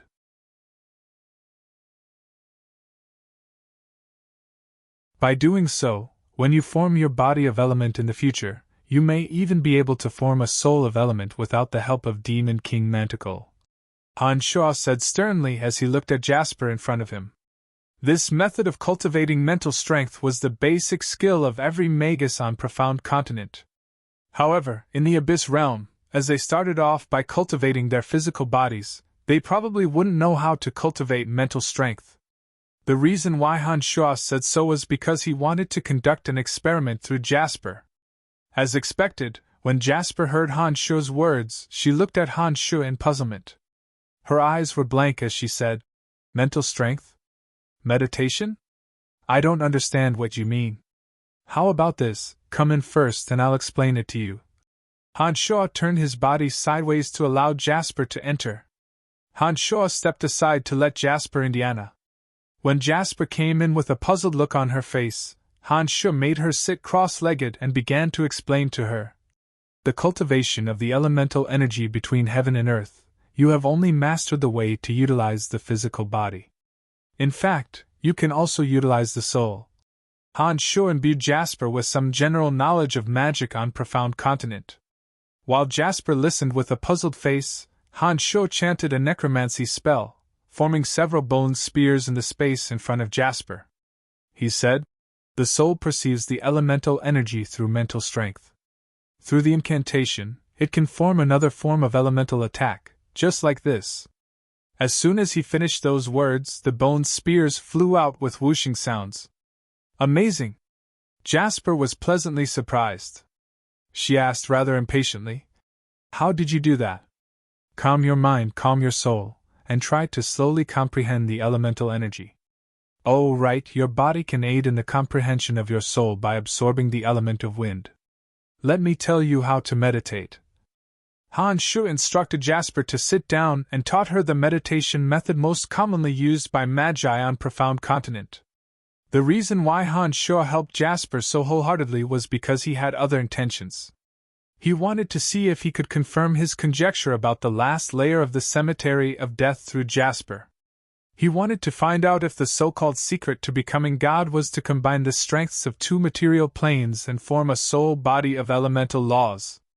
In addition, while Han Shuo had Jasper absorb and circulate the elemental energy of wind with her body, his consciousness was closely observing the circulation of the wind element in Jasper's body. He was trying to figure out the secret behind how creatures of the Abyss Realm could form a body of elemental element with their flesh as the starting point. As long as Han Shuo could figure out the secret behind cultivating a body of elemental energy in the Abyss Realm, Han Shuo would have grasped the secret to becoming God.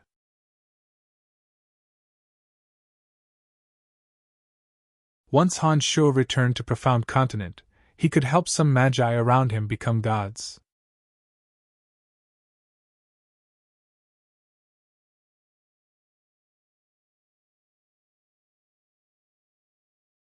Chapter 530. The body structure of the Abyssal Realm was somewhat different from that of the natives of Profound Continent. Their bones were denser, their meridians were more resilient, and their bodies were more robust to begin with. It was no wonder that they could directly absorb and dissolve elemental energies. Standing behind Jasper, Han Shuo unfolded his consciousness, extended his left hand, and gently placed it on Jasper's fair left shoulder. A few strands of demonic yuan entered Jasper's body like gossamer threads. Guided by his consciousness, the demonic yuan slowly circulated inside Jasper's body. He immediately understood some of the differences between Jasper's body and that of the natives of Profound Continent. As he did so, Han Shuo carefully observed the way Jasper's body gathered and utilized the element of wind. He discovered that a cyclone had formed inside Jasper's body. The cyclones formed a mysterious diagram that absorbed the element of wind into the cyclone, and through the cyclone, the element of wind would be stored in the meridians and bones bit by bit. This was similar to how Elizabeth's body of divine favor absorbed some divine energy. Han Shaw was rather astonished when he thought of Elizabeth. Back when Elizabeth was on Profound Continent, her peculiar body of divine favor was able to absorb the divine energy bestowed by the Church of Light and the Shrine of Ice at the same time.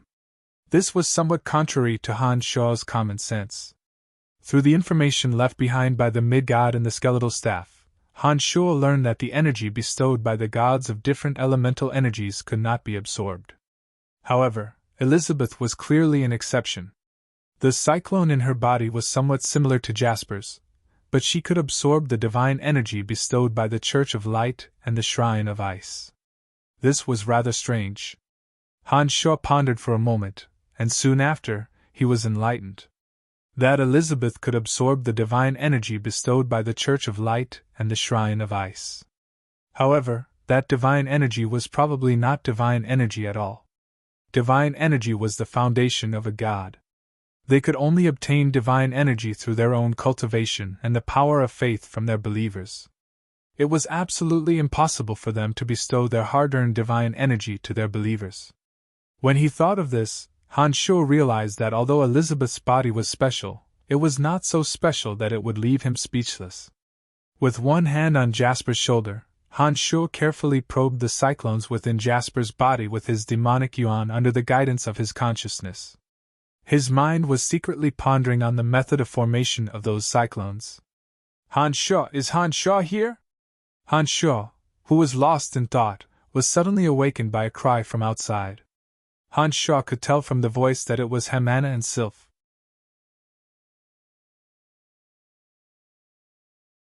Withdrawing his left hand from Jasper's shoulder, Han Shaw raised his head and answered, "I'm here." Soon after, he said to Jasper, who had sunk into a meditative state, "The acquisition of mental strength isn't something that can be achieved overnight. Follow the method I taught you and try to meditate when you return. After some time, when your understanding of the element of wind and soul has deepened, you will naturally be able to sense the existence of mental strength." "Many thanks, Mr. Han Shaw." Jasper smiled sweetly and stood up from her cross-legged position. She said, "Just by meditating for a while, my soul seems to have grown even closer to the element of wind. What a miraculous method of cultivation! I have never heard of it before. Mr. Han Shaw is truly a miraculous person." Upon hearing Jasper's words, Han Shaw could not help but carefully sense Jasper's soul with his consciousness. He suddenly discovered that her soul seemed to have become a little more agile and graceful. Han Shaw was startled. He thought to himself that the people of the Abyss realm had extremely outstanding perception of the physical body and elemental energy. Once guided by the right method, the affinity between the soul and elemental energy would indeed grow tremendously. At this rate, it would not be long before Jasper would be able to sense the existence of mental strength during meditation. Miss Jasper, what are you doing here?" Hamana asked with some surprise when she saw Jasper standing in front of the door talking to Han Shaw. Her charming face suddenly turned a little unnatural. "I'm here to consult Mr. Han Shaw on some questions regarding martial arts," Jasper replied indifferently. Her deep eyes glanced at Hamana and Sylph, who was standing behind Hamana with a similarly odd expression. She said thoughtfully, "In the Abyss realm, the strong are revered. A capable man can obtain any kind of woman. You two are truly fortunate to be following Mr. Han Shaw." Hamana and Sylph both had odd expressions on their faces when they heard Jasper's words. They seemed as though they wanted to retort or say something. However, after hesitating for a while, they did not utter a single word and only stared blankly at Jasper. "All right, Mr. Han Shaw, I won't disturb you any longer. When I can sense the existence of mental strength, I will come back to ask you some questions. Hamana and Sylph are famous beauties in War Demon Valley. Enjoy them to your heart's content." Before she left, Jasper winked mischievously at Han Shaw. Without waiting for Han Shaw's response, she left with a faint smile on her face. Han Shaw was rather astonished. He did not expect that a beauty with a serene and elegant appearance like Jasper would mischievously utter the word enjoy. It appeared that the Abyss realm was indeed different from the Profound Continent. The people here were much calmer when it came to awkward matters.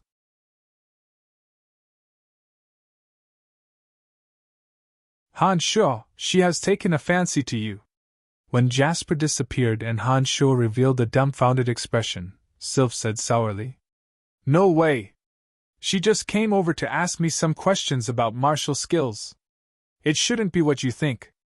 Han Sho broke into laughter and shook his head, disagreeing with Sylph's speculation. After a pause, he asked, Has Kunoa told you everything? Yes. From now on, the two of us no longer have to compete for the position of Chief of the War Demon Guards. Lord Kunoa has just said that the two of us will belong to you from now on. I heard that it was an order personally issued by Lord Crozius. Han Sho, you are truly honored, Hamana said smilingly as she looked at Han Sho. Hamana looked at Han Sho smilingly. She didn't seem to mind that Crozius had given them to Han Sho as if they were goods. She even seemed a little delighted that Crozius had personally given the order. Han Sho couldn't understand why. Han Sho, Jasper must have taken a fancy to you. Every one of the 6 Rakshasas of War Demon Valley is several times older than her. Moreover, a few of them have guided Jasper in martial arts since she was young. It is precisely because of this that she would not fall in love with any of them. You, on the other hand, are different. You are very magical to her. On top of that, you are sufficiently powerful and have an indescribable temperament. It is only natural that she would fall in love with you at first sight. Sylph stubbornly explained according to her own understanding of the matter. There is no doubt about it. We worship and revere the strong. The fact that Jasper helped you in your battle with Brakya shows that she has a favorable impression of you. Just now, when she heard that you were staying in War Demon Valley, she immediately came to ask for martial arts advice from you. This has already made her attitude clear. Hamana also expressed her opinion after hearing Sylph's explanation. After listening to the two ladies' words and recalling some of the peculiar happenings in the Abyss realm, Han Sho somewhat agreed with the two ladies' conjecture. When he recalled Jasper's creamy white skin, that pair of beautiful snow-white wings, and that pair of intelligent, deep eyes, Han Sho's desire began to stir. Looking at Sylph and Hamana before him, Han Sho suddenly let out a mischievous laugh and said, Since Crozius has gifted the two of you to me, does that mean that I can do whatever I want with you? Hamana and Sylph exchanged glances and surprisingly replied in a natural and unrestrained manner, Of course. With a carefree laugh, Han Sho reached out to grab Hamana and Sylph by their waists. Han Sho lifted both of them up at the same time. As the two ladies let out soft cries of coquettishness, Han Sho flew and landed on the spacious bed in the room.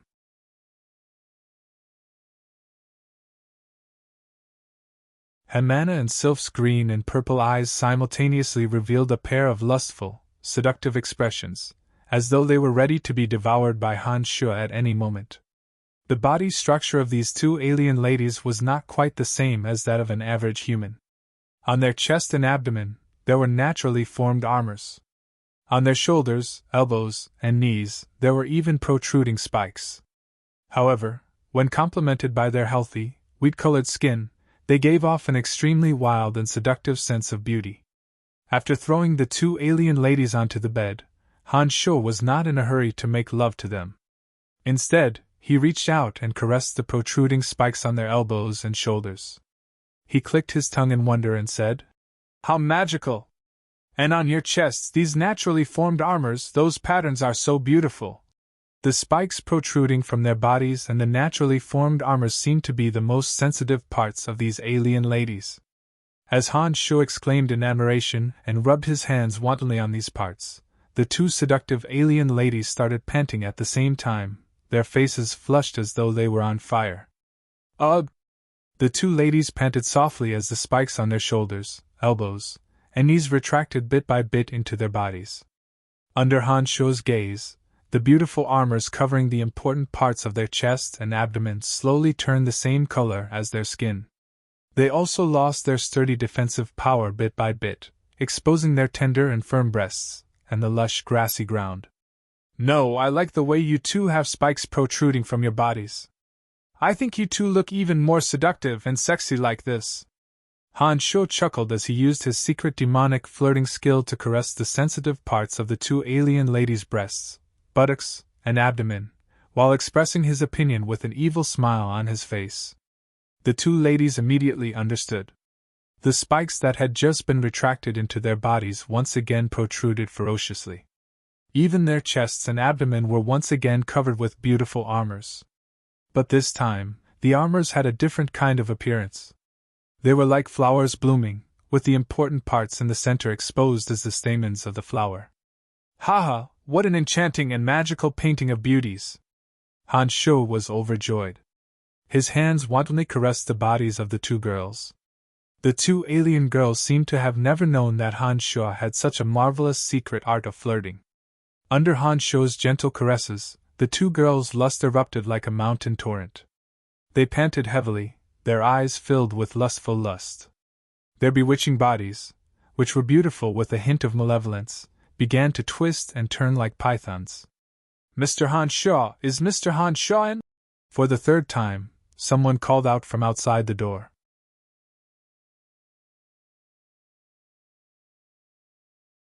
Han Sho, who was at a critical juncture, was startled when he realized that the voice belonged to Brakya, whom he had just defeated.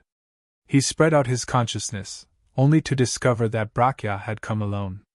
Moreover, his expression was respectful and cautious.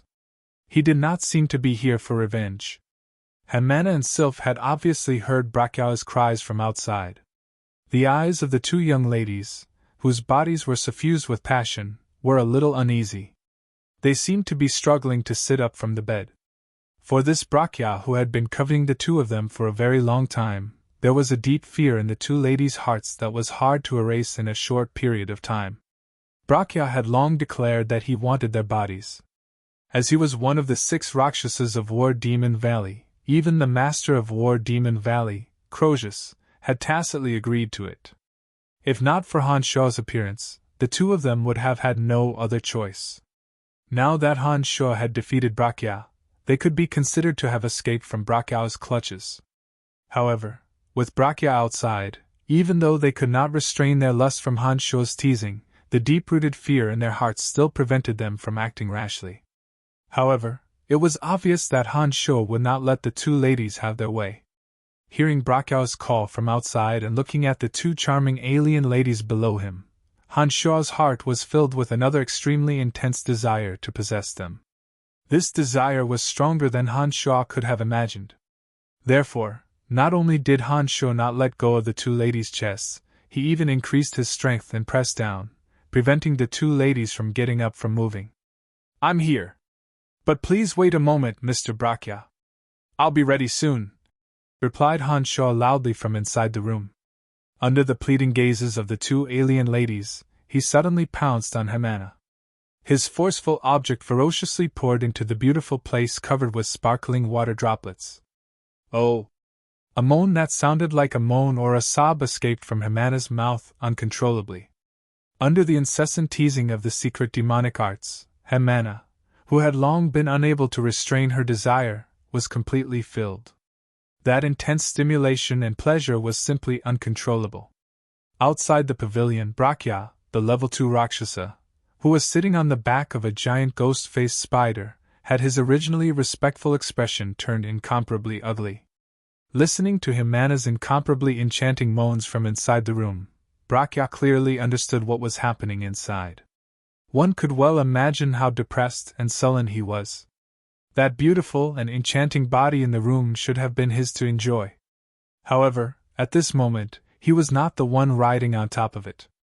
All he could do was listen respectfully from outside, imagining how carefree and comfortable it must have been inside.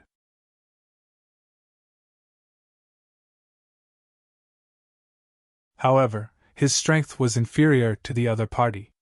Even if he was filled with rage and resentment, it was of no use, especially after Lord Croesus had personally given the order. He had no choice but to come over and apologize in order to seek the forgiveness of this powerful dragon. Beautiful music that could stir one's heart and soul reverberated in Brakya's ears, causing his sullen and depressed face to turn ashen. This was even more unbearable to him than if he were to be killed on the spot. However, as a level 2 Rakshasa, Brakya's mental fortitude was also outstanding. He firmly suppressed the thought of recklessly charging in and fighting Han Sho to the death. He bitterly endured the sounds that made him want to vomit blood. Bear with it. I must bear with it. There will be a chance for revenge. There will definitely be. Brachya's body shivered as he constantly hypnotized himself. Inside the room, while using his consciousness to spy on Brachya, Han Sho was vigorously conquering the beautiful body beneath him. He felt an incomparable pleasure. On the one hand, it came from the wonderful figure beneath his crotch. The wonders of this alien lady were beyond his expectations. It was as though there were thousands of tendrils wrapping around his strong object, giving Han Sho a sense of ecstasy that he had never experienced before. Alien ladies are indeed different. This trip to Profound Continent was truly not in vain, Han Sho thought to himself. Another kind of pleasure came from his soul. When he thought of how Brachya, the man who should have Hemana and Sylph, could only watch helplessly as he enjoyed Hemana, Han Sho almost couldn't restrain himself from cheering out loud when he thought of how Brachya was just outside. What made Han Sho even more excited was that while he was vigorously conquering Hemana, he could feel that his state of mind in the carnal realm seemed to have reached an extremely mysterious realm. The demonic yuan in his body did not need to be manipulated by Han Sho. It flowed rhythmically from the demonic infant and circulated within his body according to the path of demonic arts cultivation. While this made Han Sho overjoyed, it also gave him a deeper understanding of the problem of breaking through to the carnal realm. He understood that as long as he did things as he pleased, not only would his state of mind rapidly improve, even his demonic yuan would become richer and more vigorous. After an unknown amount of time, Hemana, who was beneath him, had fainted and was on the verge of death. Han Sho pulled himself up and grabbed Sylph, who was overflowing with lust, and continued his conquest of Sylph. Wait a minute. How long has it been? This damn mutated human, he's humiliating me on purpose. Damn it, should I fight it out with him?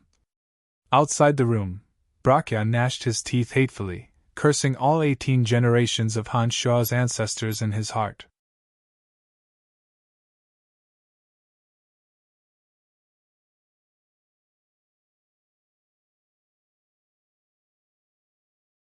Chapter 531. Brachya waited in torment for an unknown amount of time before he saw Han Sho casually draped in a black-green warrior's attire.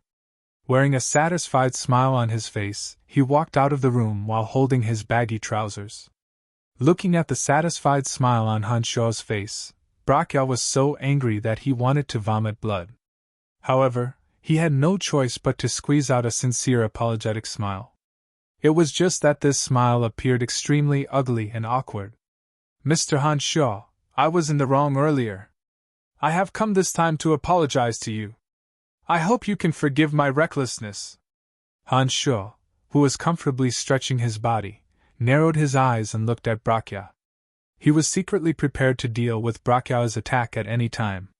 Upon hearing Brachya's apology, Han Sho was startled. Soon after, Han Sho's eyes shone with a strange light as he stared blankly at Brachya. Under Han Sho's strange gaze, Brachya was obviously not used to it. He slowly lowered his head, not daring to meet Han Sho's malicious gaze. His voice became a little softer. I hope Mr. Han Sho can forgive me. Han Sho responded with a nasal sound. Soon after, without looking at Brachya, he turned around and returned to the room. Brachya creased his brows. He suddenly raised his head to look at Han Sho's back and softly cried out. Mr. Han Sho, have you forgiven me? Yes, I have. You can leave. As long as you don't offend me, I can't be bothered with you. Han Sho could tell that Brachya wasn't sincere in his apology. He wasn't interested in feigning civility with him either. He coldly added, However, if you plan to retaliate against me, I hope you are well prepared. Otherwise, if I survive, I won't even give face to Crozius. I think you understand what I mean. Behind Han Sho, upon hearing Han Sho's words, Brachya's pupils abruptly shrank. He viciously glared at Han Sho's back, as if he had the desire to immediately make a move. However, he was also clearly hesitant. Just when he could not make up his mind to make a move, Han Sho had already walked into the room. Brakya took a deep breath, as though he was trying to swallow his resentment. The next moment, he even revealed a faint smile and said, "Mr. Han Sho is now a visiting advisor of my ward Demon Valley. From now on, we are on the same side. It's just two women. I, Brakya, am not a petty person." "Very well," Han Sho replied coldly. In his heart, he began to attach more importance to this Brakya. To be able to endure to such an extent, even if his strength wasn't sufficient, he was definitely a ruthless person. Either this person didn't make a move, or once he did, he definitely couldn't be underestimated. "Oh, right, other than apologizing, according to Lord Crozius' instructions, you are to come to the War Demon Grand Hall 2 days from now to participate in the meeting to discuss how to deal with Venifon Castle."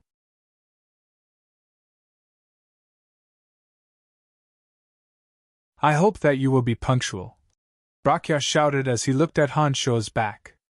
"Got it." Han Sho turned his head around, slightly narrowed his eyes, and replied indifferently to Brakya.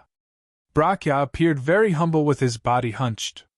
He lowered his head and said, "In that case, I won't disturb Mr. Han Sho's happy occasion any longer." Brakya had just taken the opportunity to take a glance inside. With his sharp eyes, he could immediately see Hamana and Sylph's beautiful bodies lying in disarray. He was afraid that when he raised his head, Han Sho would notice the killing intent in his eyes that he couldn't completely conceal. Therefore, he didn't dare to raise his head to look at Han Sho.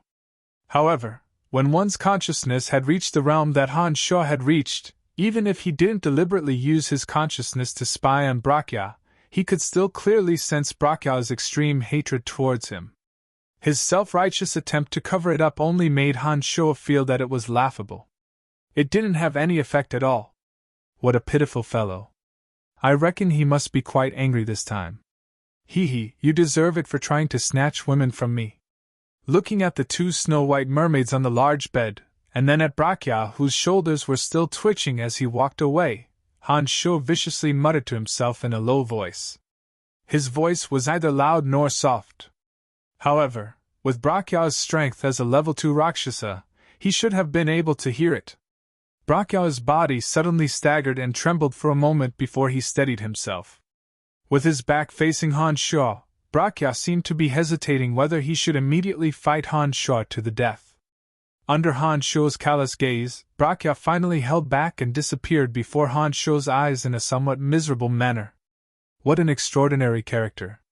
What a pity. Han Sho muttered to himself. With a thought, he activated his demonic arts. Clang! The door to the room was suddenly shut. Looking at the two beautiful ladies on the bed, the corners of Han Sho's mouth hooked into a satisfied smile. After slightly decorating the room, Han Sho once again descended into the secret underground chamber that Earth Elite Zombie had excavated. He took out the skeletal staff and, following the connection between him and Little Skull, Han Sho's soul descended into the netherworld. This was a canyon covered with white bones and mountains of rotting corpses. The aura of death in this place was extremely dense. At a glance, the entire space seemed to be shrouded in the pure element of death. The grayish-white aura of death lingered in the air. Many formidable undead creatures were nurtured in this bizarre place. Evil knights, mummy lords, old phase zombies, bone devils, and other high-level undead creatures could be seen everywhere in this canyon that Tanai could see.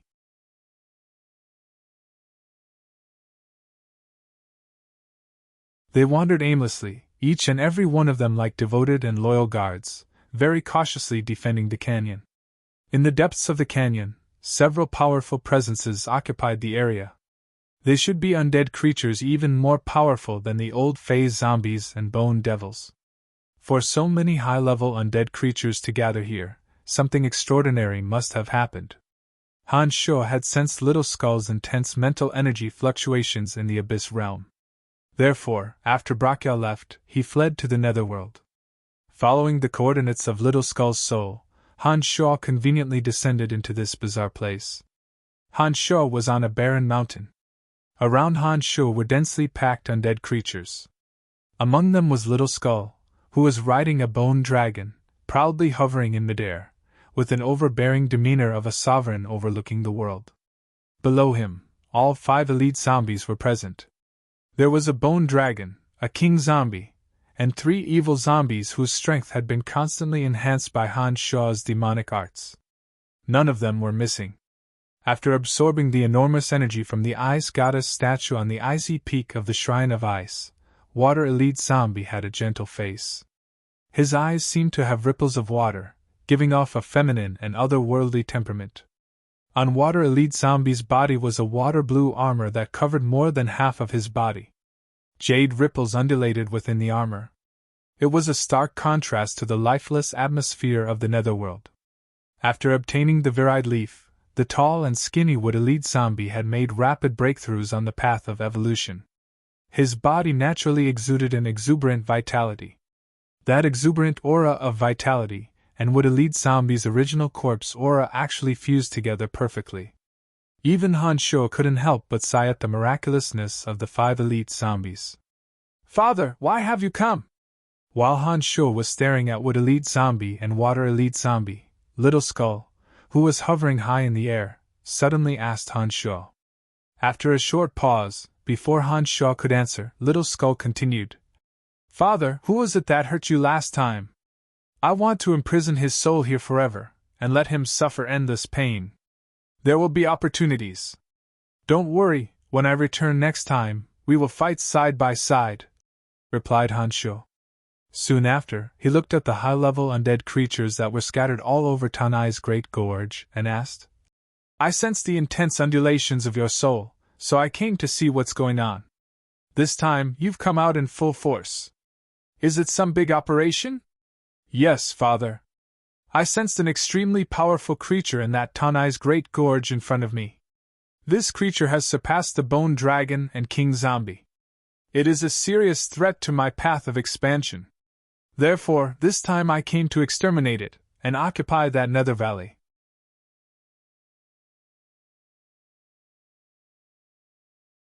"I want to see why this place can breed so many high-level undead creatures," replied Little Skull. After hearing Little Skull's words, Han Shuo couldn't help but pay more attention to that great gorge. Through what he sensed just now, Han Shuo already understood that the Great Gorge was different from other places in the Netherworld. The element of death in this place called Nether Valley was much denser than in other places. In addition, there were several powerful auras concealed within, which also piqued Han Shuo's curiosity. After absorbing the origin crystal of death, Little Skull cultivated the body of death element and the soul of death element at a speed that even surprised Han Shuo. According to Han Shuo's new understanding of the hierarchy of gods, he understood that Han Shuo was already a base god of death. A Little Skull at this level was absolutely abnormally powerful in the Netherworld. Han Shuo really didn't expect that Little Skull would so quickly discover an existence of the same level as him. After staying in the Abyss Realm for some time, Han Shuo, who understood the cultivation methods of the Abyss Realm, knew that Little Skull had started using the element of death by cultivating his bones in the Netherworld. The path he took was equivalent to the path of the creatures of the Abyss Realm.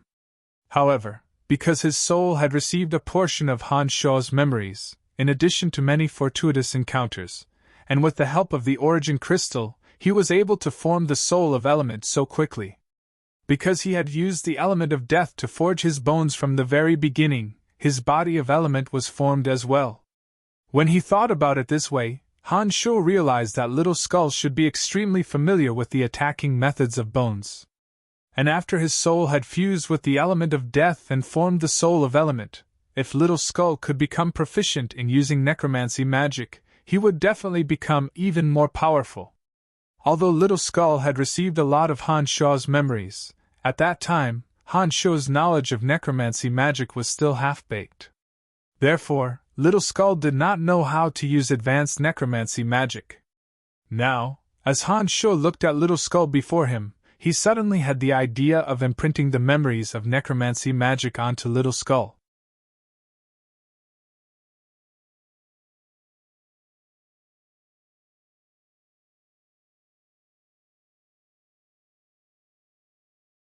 Chapter 532. There had always been a mysterious connection between Han Shuo and Little Skull. This was because Little Skull was refined from Han Shaw's own blood essence mixed with some random materials. Later on, Han Shaw left a permanent mark on Little Skull's soul through the Seal of Darkness. However, due to some unforeseen event that even Han Shaw was unaware of, a portion of his memories was also transferred to Little Skull. It was precisely because of his high starting point and the support of demonic arts that Little Skull was able to evolve into the base god realm at a speed that left even Han Shaw flabbergasted. Now that Little Skull had formed a soul of element in the base god realm, Han Shaw believed that Little Skull would be able to make a breakthrough even faster and truly become a so-called god, once he received some more quintessential magical knowledge of the element of death. Han Shaw looked at Little Skull and transmitted, "Let me give you some memories. They may help you understand the element of death faster and help you improve your strength." Little Skull, who was riding the skeletal dragon, appeared somewhat stunned after hearing Han Shaw's words. His purple demon eye glinted with puzzlement as he stared at Han Shaw and asked, "Father, what memories?" "Some techniques of using the element of death on the soul. Given your current affinity with the element of death, once you understand how to use the element of death, you will certainly become even more powerful," Han Shaw explained. Little Skull was the well-deserved master of this group of undead creatures. Before them, Little Skull had absolute prestige. However, when facing Han Shaw, Little Skull had always been obedient. He had never disobeyed Han Shaw's orders. After hearing Han Shaw's words, Little Skull did not waste any time. He immediately leaped down from the skeletal dragon and stood before Han Shaw. He looked at Han Shaw and asked, "Father, what should I do?" Han Shaw's consciousness in the carnal realm possessed all kinds of wonderful uses. Given the mysterious connection between him and Little Skull, it was not difficult for him to use his consciousness to transmit his memories of necromancy magic to Little Skull. Especially since Little Skull's soul had become one with the element of death, Han Shaw was even more confident. "Is this place safe for now?" Han Shaw did not act immediately. He looked at Tanai's high-level undead creature in the distance and asked Little Skull. In this netherworld, Little Skull, who had cultivated to base god of death, had a deeper understanding of this region than Han Shaw. Therefore, Han Shaw first asked Little Skull before he acted. Little Skull's purple demon eye swept across the nether valley in the distance, and then to the 5 elite zombies beside him. He said, "Father, they have successfully practiced the formation. With the 5 of them here, I think it will be very safe." Han Shaw was overjoyed.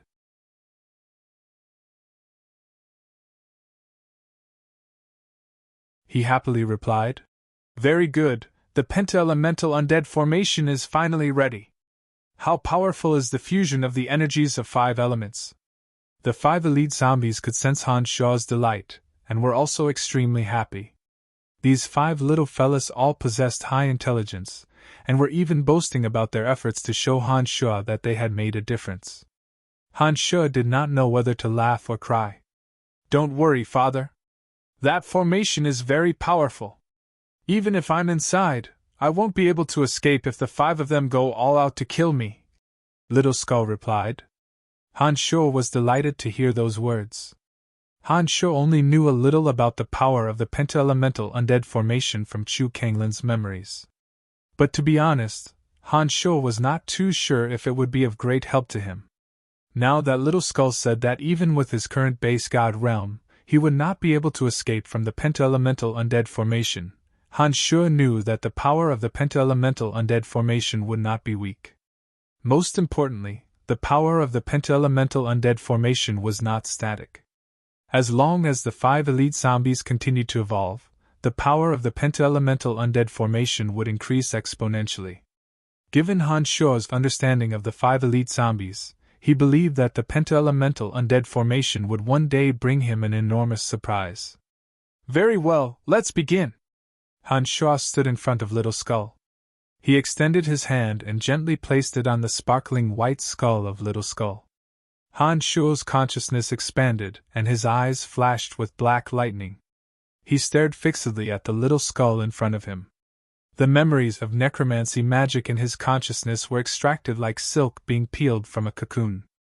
Under the guidance of his consciousness, These memories took the form of specks of starlight, and slowly converged into the soul of Little Skull through Han Shuo's large hand that was gently placed on the Little Skull's skull.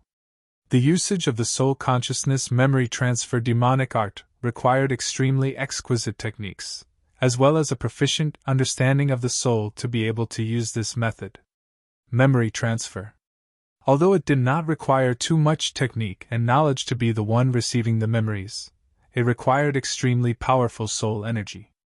Otherwise, a fragile soul would not be able to withstand the invasion of the consciousness before the memories even entered the soul. The soul would be destroyed in an instant, with no chance of recovery. It was precisely because the memory transfer was too dangerous that Han Shuo was so cautious. At first, his consciousness only carried some extremely weak and simple memories and tried to enter the soul of Little Skull very slowly. He was afraid that the soul of Little Skull would not be able to withstand it and lead to an irreversible tragedy.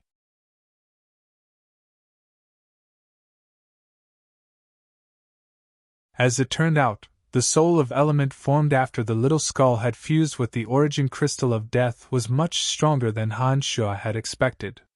The memories of basic necromancy magic entered the soul of Little Skull without any delay. Moreover, the Little Skull quickly absorbed and digested them in a way that Han Shuo could not understand. Han Shuo felt neither sorrow nor joy in his heart. Only his eyes shot out rays of black lightning. Through his right hand, he used the most exquisite method of using his consciousness to transfer the memories to Little Skull bit by bit. Although the memory transfer was very dangerous, it did not consume too much of the magical yuan. It mainly required the caster to comprehend the correct application of the details and have a deep understanding of the existence of the soul. At this moment, Han Shuo's many years of practicing necromancy magic and deep understanding of the soul showed its advantages. Necromancy magic had very high requirements for a person's understanding of the soul. Han Shuo was quite accomplished in this aspect. Due to his familiarity with the soul, he did not encounter any difficulties in the first memory transfer, and released the memories with great precision. In this area filled with many high-level undead creatures, Han Shuo and Little Skull were using a profound method to carry out the most exquisite application of demonic arts to the consciousness. If nothing went wrong, it would not take long before Han Shuo could transfer all his years of understanding of necromancy magic into the soul of Little Skull, allowing the Little Skull to have a deep understanding of necromancy magic in the shortest amount of time. However, it seemed that the heavens were not in their favor. Midway, two extremely violent and dangerous waves suddenly descended, one after the other. A kind of evil soul energy suddenly erupted and was suddenly produced within the Little Skull's body. This evil energy definitely had nothing to do with the Little Skull. It was very obviously predatory. Not only did it want to intercept the memories that Han Shuo had transferred to the Little Skull, it also seemed that it would not let go of the Little Skull and Han Shuo's soul. As soon as it appeared, it began to frantically snatch. Han Shuo, whose eyes flashed with black lightning, could clearly see the evil purple light circulating within the Little Skull's purple eye. Han Shuo could feel that the evil soul energy that suddenly surged out of the Little Skull's body came from the purple demon eye that Little Skull had always worn on his left eye socket. This purple demon eye was forcibly dug out by the Little Skull from the statue of the great goddess Dadera worshipped by the forest troll in the holy land of the forest troll. When the purple demon eye was first worn by the Little Skull, both Han Shuo and the Little Skull felt an evil energy invading them at the same time.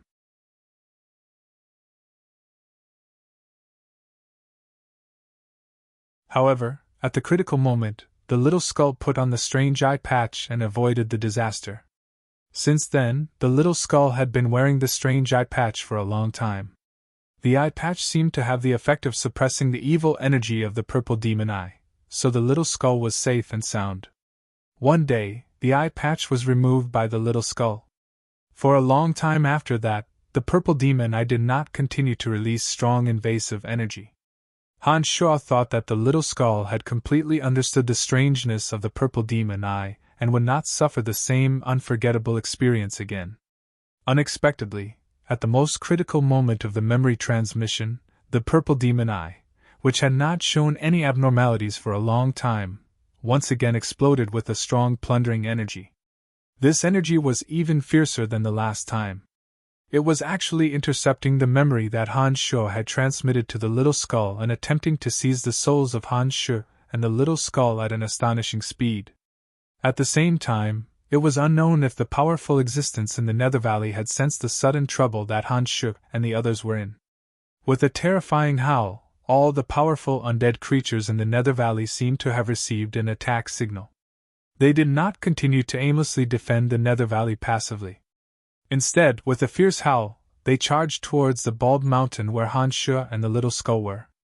A death aura that was on par with the little skulls rushed out from the Nether Spirit Tanai amidst the terrifying howl. He led the many high-level undead army and was prepared to seize the opportunity to make Han Shu and the little skull stay in the Nether Valley forever.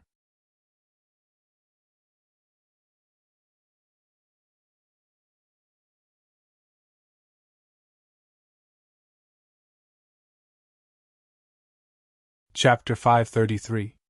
This was a hopeless situation.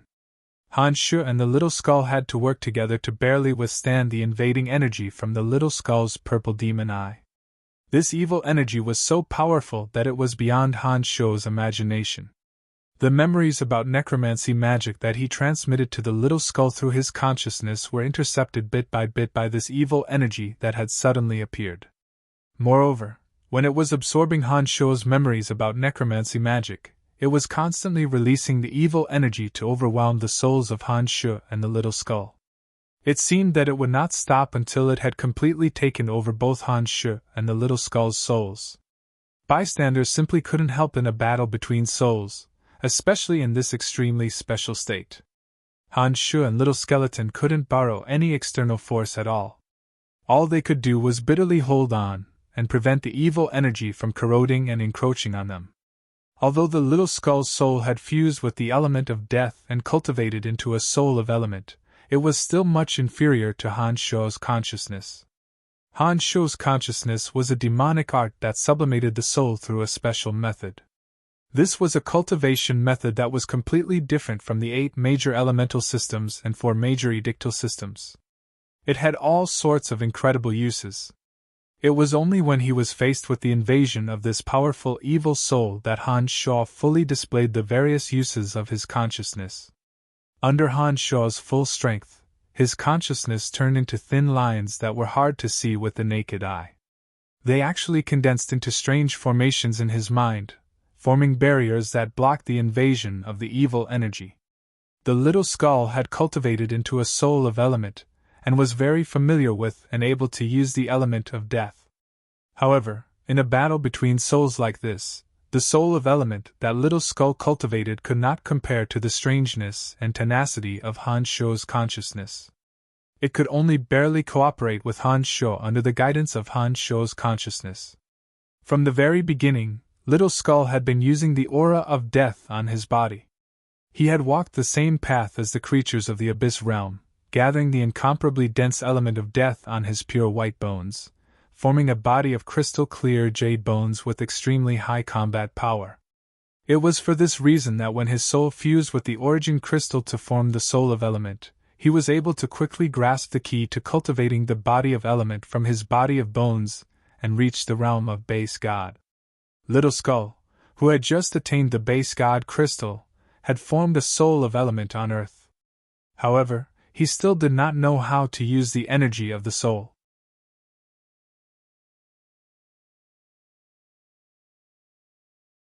This time, Han Shu wanted to transfer the memories of necromancy magic to him in order to make up for his shortcomings in this area.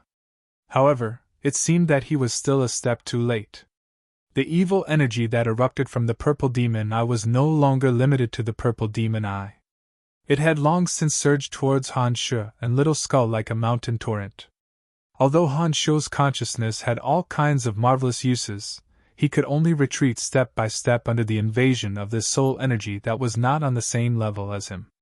Just as Han Shu and Little Skull's souls were on the verge of being completely occupied by that energy at any time, departed Spirit Tanai rushed out of a cloud of terrifying, misty green aura of death.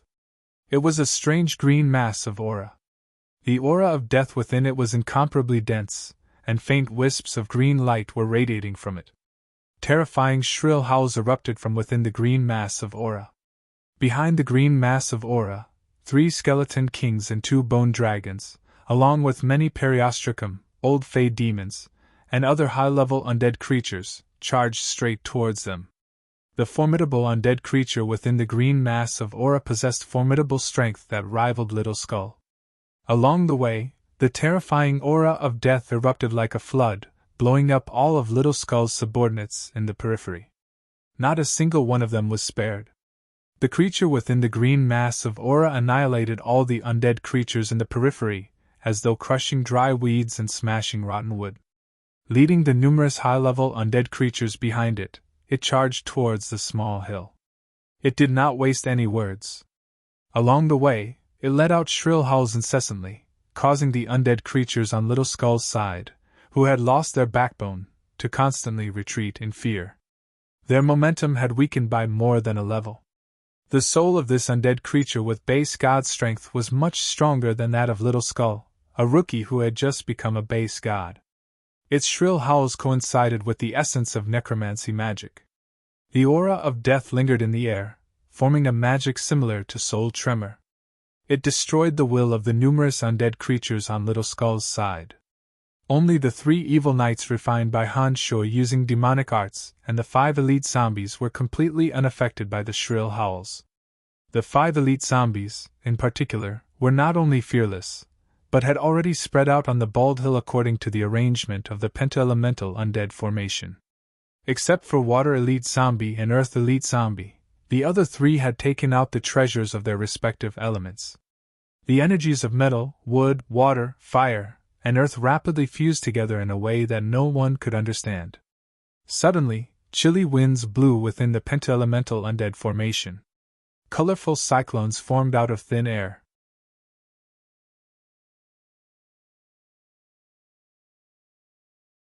Sinister, ruthless, frigid, and all kinds of auras that could suppress one's willpower spread out from the great formation.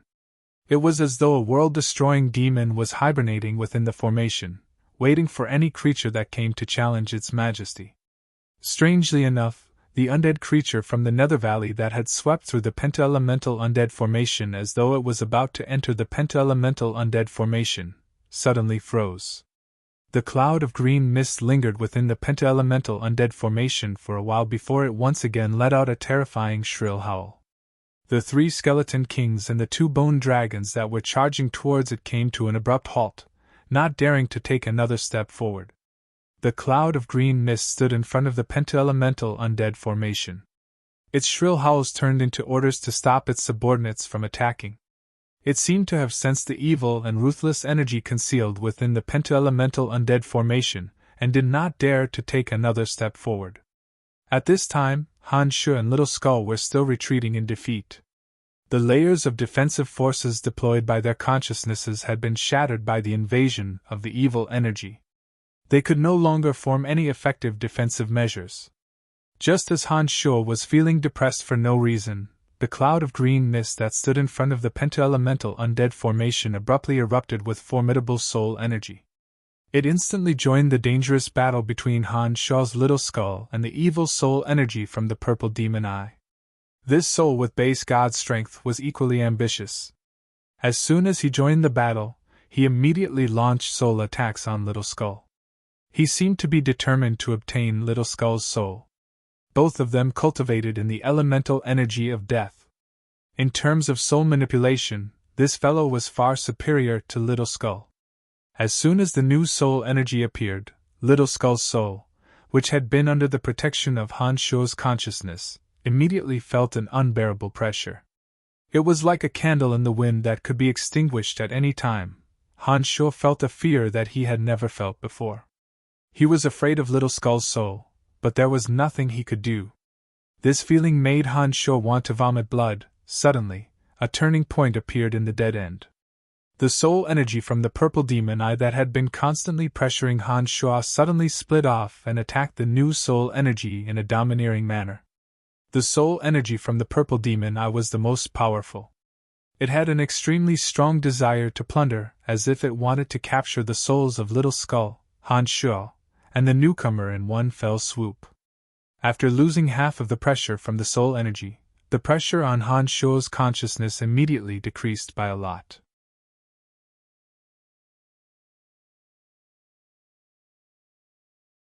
He hastily reformed the fragmented defensive formation in the battlefield of consciousness. At this time, the new soul energy that had originally joined the battle to completely absorb Little Skull's soul had instead taken on the brunt of the soul energy from the purple demon eye. For a moment, Han Shuo, Little Skull, and the new soul energy had all become passive defenders. However, with the addition of this new soul, the pressure on Han Shuo had abruptly lessened. Although he was still retreating, he wasn't defeated as quickly as before. However, if this trend continued, Han Shuo, Little Skull, and the new soul energy would still have no chance. In the end, their souls would be completely erased and they would become puppets of the soul of the purple demon eye, unable to escape for the rest of their lives. At this time, Han Shuo suddenly had an absurd yet extremely daring idea. As soon as this idea came to mind, Han Shuo only hesitated for a moment before he immediately executed it. Taking advantage of the fact that he still had some energy left, Han Shuo braved the threat of having his consciousness destroyed in both body and body. At this incomparably dangerous moment, Han Shuo shuttled between his soul and body. Something miraculous that made Han Shuo wild with joy suddenly happened. As Han Shuo's soul shuttled, the four entangled souls simultaneously twisted together and fell from the abyss realm into the space-time tunnel, falling into the abyss realm of unknown distance. As soon as they entered the space-time tunnel, the other three souls, including Little Skull, suddenly became extremely weak. Only Han Shuo, the owner of the skeletal staff, who was the caster, was completely unaffected by this soul's shuttling through the space-time tunnel. His consciousness did not weaken in the slightest. In the short span of a few seconds, Han Shuo, who had planned this beforehand, gathered all his strength and burst out his consciousness and mental strength at the same time.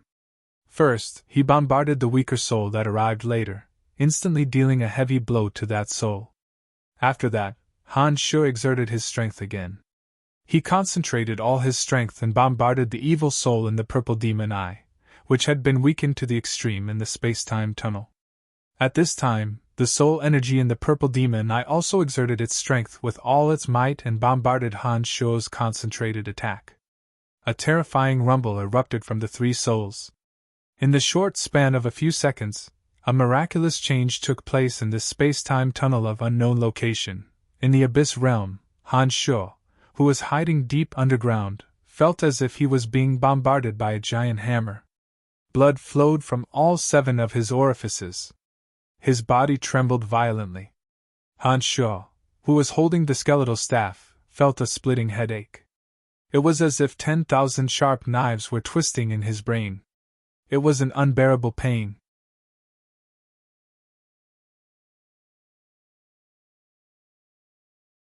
The evil soul energy from the purple demon eye had not been extinguished yet. It was still tenaciously surviving. Although it was much weaker than before, it was still inexplicably fierce and continued to stubbornly occupy Han Shuo's soul. A soul aura filled with endless resentment and slaughter and destruction suddenly erupted from the demon's lair edge that was dormant in Han Shuo's body. This vile soul of the demon's lair edge, which contained the negative energy of thousands of souls, finally erupted at the most critical moment after fusing with the origin crystal of destruction. The vile soul within the demon's lair edge converged with the power of Han Shuo's consciousness, and ruthlessly bombarded the soul in the purple demon eye that was crazily counterattacking. Rumble! It was as if a huge explosion had occurred in Han Shuo's brain. 7 blood arrows shot out from all 7 of his orifices. Han Shuo's majestic body also fell to the ground, as if he had lost all signs of life. After a long time, Han Shuo didn't know how much time had passed. The first thing he felt was a splitting headache. He first felt the rumbling explosion in his brain. For a moment, Han Shuo even thought that he had died. After a while, Han Shuo gradually regained consciousness. Suddenly, pieces of disorderly memories flooded into Han Shuo's brain. His eyes were blank, staring blankly in front of him. He opened his mouth and muttered, "Who am I? I am Dadera, I am Han Sho, I am Lich Haley." All kinds of memories flooded into Han Sho at once. It was as if he had become three people. His brain was filled with the memories of three people. Han Sho found it hard to adapt to the splitting headache. As he muttered blankly to himself, his brain rapidly reorganized and sorted out the disorderly memories. Han Sho mumbled to himself for a long time in this position. He didn't know how long it had been. Suddenly, Han Sho, who had maintained this position for a long time, burst into wild laughter. He laughed so hard that blood flowed out of his mouth. His left hand grasped the skeletal staff, and his right hand held the demon's lair edge. He said in a wild voice, "Logod Dadera, base god of death, Lich Haley. Haha, I have erased their soul imprints and occupied their memories. The demonic separation is a success. Waha, the heavens are on my side, the heavens are on my side." While Han Sho was laughing heartily, the skeletal staff in his left hand and the demon's lair edge in his right hand were transforming. Like liquid, they slowly formed into two human silhouettes. After a while, two identical Han Sho transformed from the skeletal staff and the demon's lair edge appeared. Han Sho pointed at the Han Sho transformed from the skeletal staff and said, "Base god of death, it's me." Then, he pointed at the Han Sho transformed from the demon's lair edge and laughed maniacally. "Lo god of destruction, it's me! Haha, it's all me! After the demonic separation, it's all me!"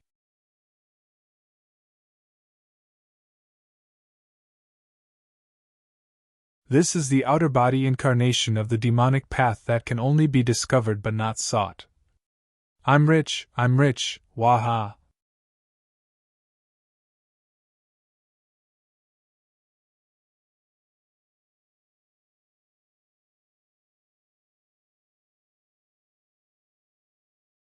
Chapter 534. No matter how hard Han Sho racked his brains, he couldn't figure out what kind of miraculous event had taken place in those few short seconds of his soul traversing through space to create such a bizarre, yet delightful scene. The original imprints of Logod Dadera and base god of death Haley had been erased and replaced by all of Han Sho's memories and consciousness. In other words, from this moment on, Logod Dadera and base god of death Haley had vanished forever. Their souls were occupied by Han Sho's demonic energy. In a way that even Han Sho couldn't understand, they were attached to the demon's lair edge and the skeletal staff, allowing Han Sho to possess three souls and form the so-called outer body avatars of the demonic path. Logod Dadera had cultivated to become a low god by using the energy of plunder as her primary ability. However, her energy of plunder wasn't as widespread as the energy of the 8 elements that could be found in all material planes. Therefore, after becoming a low god, her progress was very slow. She wouldn't be able to take another step forward for tens of thousands of years. In that war that involved all the experts on Profound Continent 5,000 years ago, Dadera, a low god whose second nature was to plunder, participated in it. However, Dadera didn't side with any party. Instead, he was like a thief, waiting for an opportunity to plunder. In the end, his divine body was destroyed by a mid-god of the Druidic order who cultivated in the Edict of Life. His soul was sealed in the purple demon eye formed from the remains of his divine body. Gods who cultivated in the Edict of Life generally wouldn't do something that would destroy the body and soul of a human unless they had no other choice. On top of that, Dadera wasn't in cahoots with the evil gods of death and destruction. Therefore, he was lucky enough to escape the calamity. However, he was sealed and sent back to the forest troll. Dadera was, after all, a god. Although he was sealed with an eye patch, his divine energy was still present. For 5,000 years, the forest troll's faith in Dadera had always existed. Therefore, even after he was sealed, Dadera was still slowly gaining divine energy thanks to the power of faith contributed by the forest troll. Dadera, who was constantly thinking of breaking free from the seal, had his eye patch torn apart by Little Skull in the sacred land of the forest troll, dug it out, and placed it in his empty eye socket. At that time, Dadera was wild with joy and immediately tried to occupy the souls of Han Sho and Little Skull. Later on, when Little Skull and Han Sho couldn't take it anymore, Han Sho reminded Little Skull to put on the eye patch that sealed Dadera. The eye patch that sealed Dadera sensed Dadera's plundering nature and finally released the energy left behind by the mid-god cultivating in the Edict of Life, immediately inflicting heavy damage on Dadera.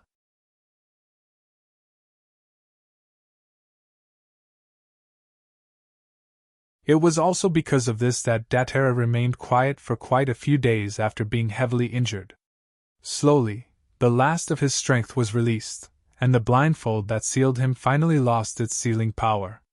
Having been injured once, Dadera didn't dare to act recklessly, fearing that he would once again suffer an irreparable blow. He had been waiting for a suitable opportunity all this time. And when Han Sho used his consciousness to transfer his memories to Little Skull, the cunning Dadera, who had been patiently waiting for a long time, suddenly made his move. He planned to take advantage of the crucial moment, when the souls of Han Sho and Little Skull were connected to each other to occupy both of their souls. If not for the addition of the base god of death, Haley, who had been patiently waiting for a long time, Dadera would have successfully occupied the souls of both Han Sho and Little Skull. Unfortunately, it seemed that his luck wasn't too good. In the end, Han Sho and the vile souls in the demon's lair edge worked together to completely erase the master seal of his soul. Han Sho's consciousness then split into a complete set of memories and consciousness to replace his soul. It fused with the vile souls in the demon's lair edge, and used the demon's lair edge as its body to form an avatar. Not only did Han Sho gain nothing, but he also lost everything. Under the joint attack of Han Sho and the vile souls, Han Sho's memories, divine energy, and soul were completely dominated by Han Sho. The demon's lair edge, a peerless weapon forged using demonic arts and fused with the element of destruction, became a low god of destruction that possessed the characteristics of demonic arts. Haley was in a similar situation. He was a necromancer who cultivated his soul. After a long period of time, Haley finally reached the base god realm of death. In the Nether Valley where he stayed, there was an enormous gravestone that was somehow formed. That gravestone had the ability to gather the element of death. However, it seemed that it couldn't be moved out of the Nether Valley. After discovering the miraculousness of the Nether Valley, Haley stayed there and used the gravestone to accelerate the gathering and cultivation of the element of death. Han Sho obtained a lot of useful information from Haley's memories.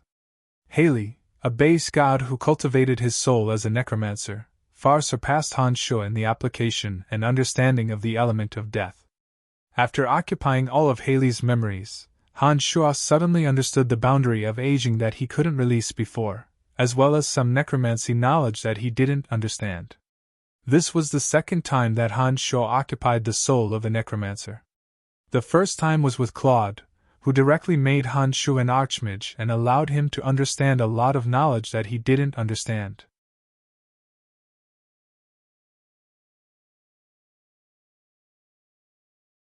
But this base god of death named Haley, his understanding of necromancy knowledge was far beyond Claude's level. Han Sho immediately understood many cryptic necromancy knowledge. It was unknown what happened in the space-time tunnel, but Han Sho similarly erased Haley's soul imprint. His consciousness split out all of Haley's memories and forcibly took over and fused with Haley's consciousness and memories. With Haley's original soul as the foundation and the skeletal staff as the body, Han Sho formed another avatar with base god strength. At the same time, the secrets of the other two skulls and the skeletal staff completely fused with the soul of Han Sho's avatar. It was only at this moment that Han Sho discovered that one of the skulls contained knowledge and understanding of necromancy, while the other explained in detail all the secrets of the Cemetery of Death's formation and utilization, including how to use the skeletal staff to perform interplanar teleportation.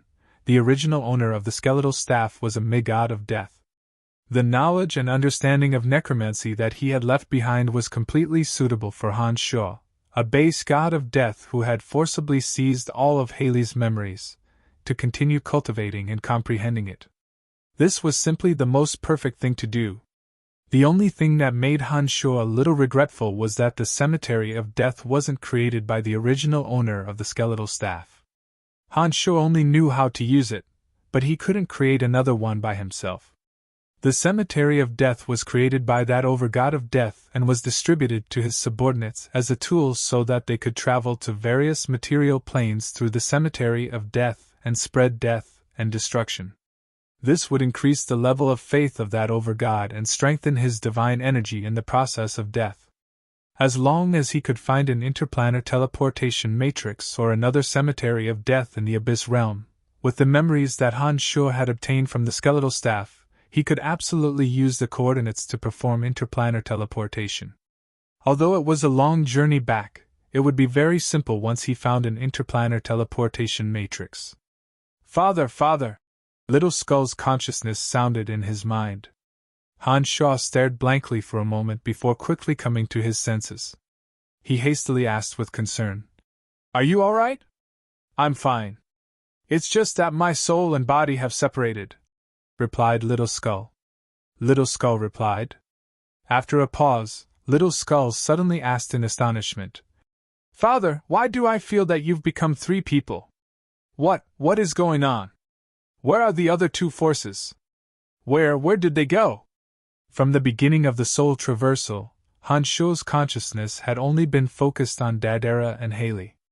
Little Skull had never participated in that extremely dangerous battle of souls.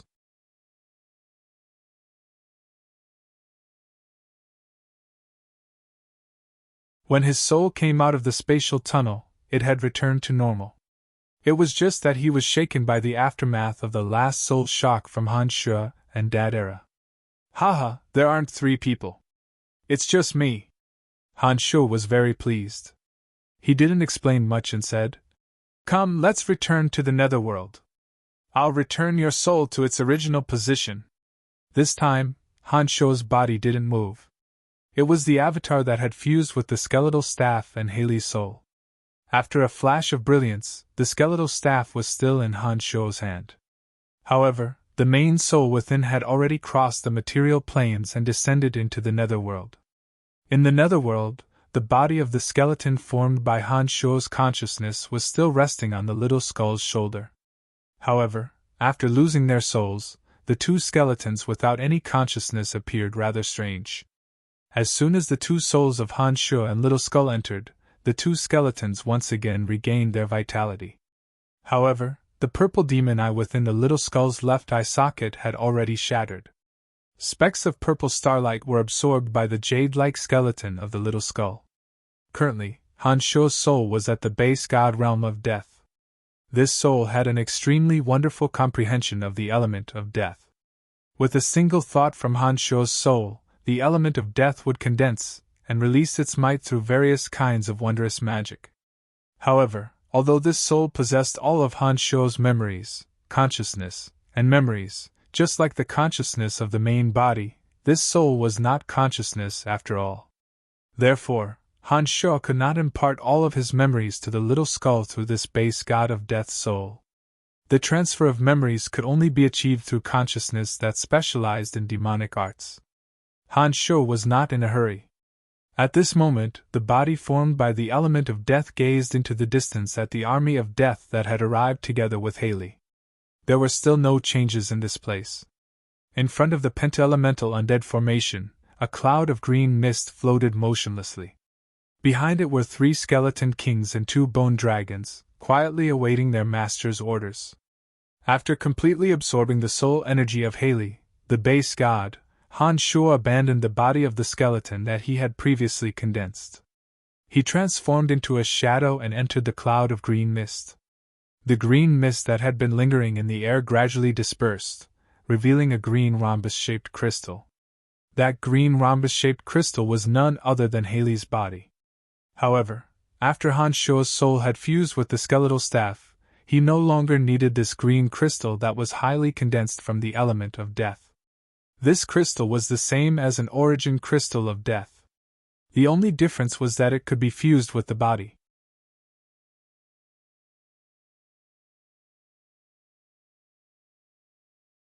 Any living being that cultivated in the element of death could fuse with this green crystal to form a body of death.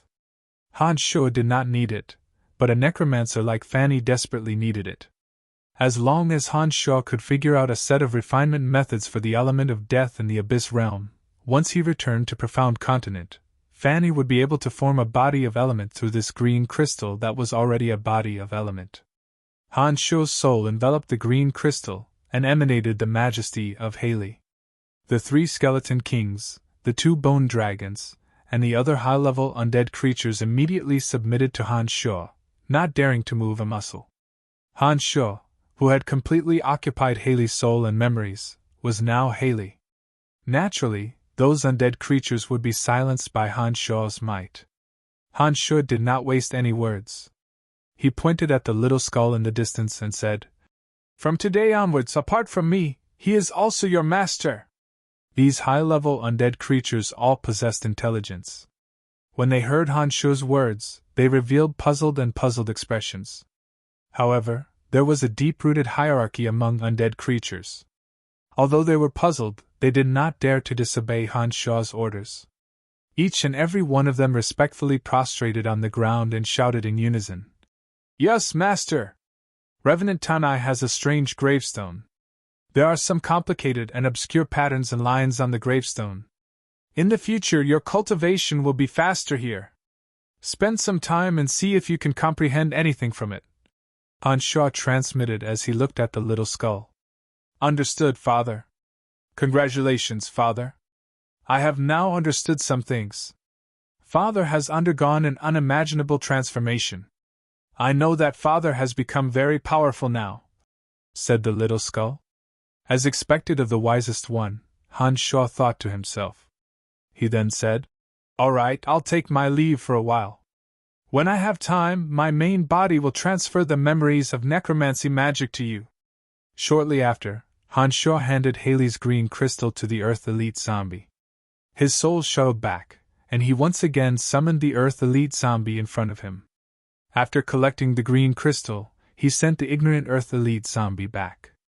Han Sho's soul could freely travel between 2 planes, but he couldn't carry any physical objects. Therefore, he used the Earth Elite Zombie as a medium. As for the 2 avatars that had just been formed, Han Sho still wasn't very proficient in using them.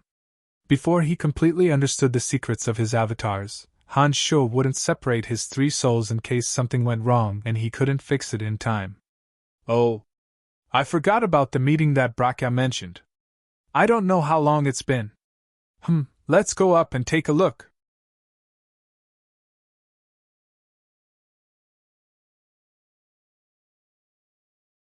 When Han Sho thought of this, the skeletal staff and the demon's lair edge transformed into 2 rays of light and simultaneously disappeared into Han Sho's body. Now that Han Sho's strength had skyrocketed by more than 10 times, Crozius was no longer someone that Han Sho needed to be especially careful of. Therefore, even though Han Sho was late, he didn't take it to heart. Those who possessed absolute strength could absolutely make others wait for them. This was the rule of the Abyss Realm. You're tuning into the Phoenix Knights YouTube channel. Don't forget to subscribe and join us on this journey to catch the most captivating stories.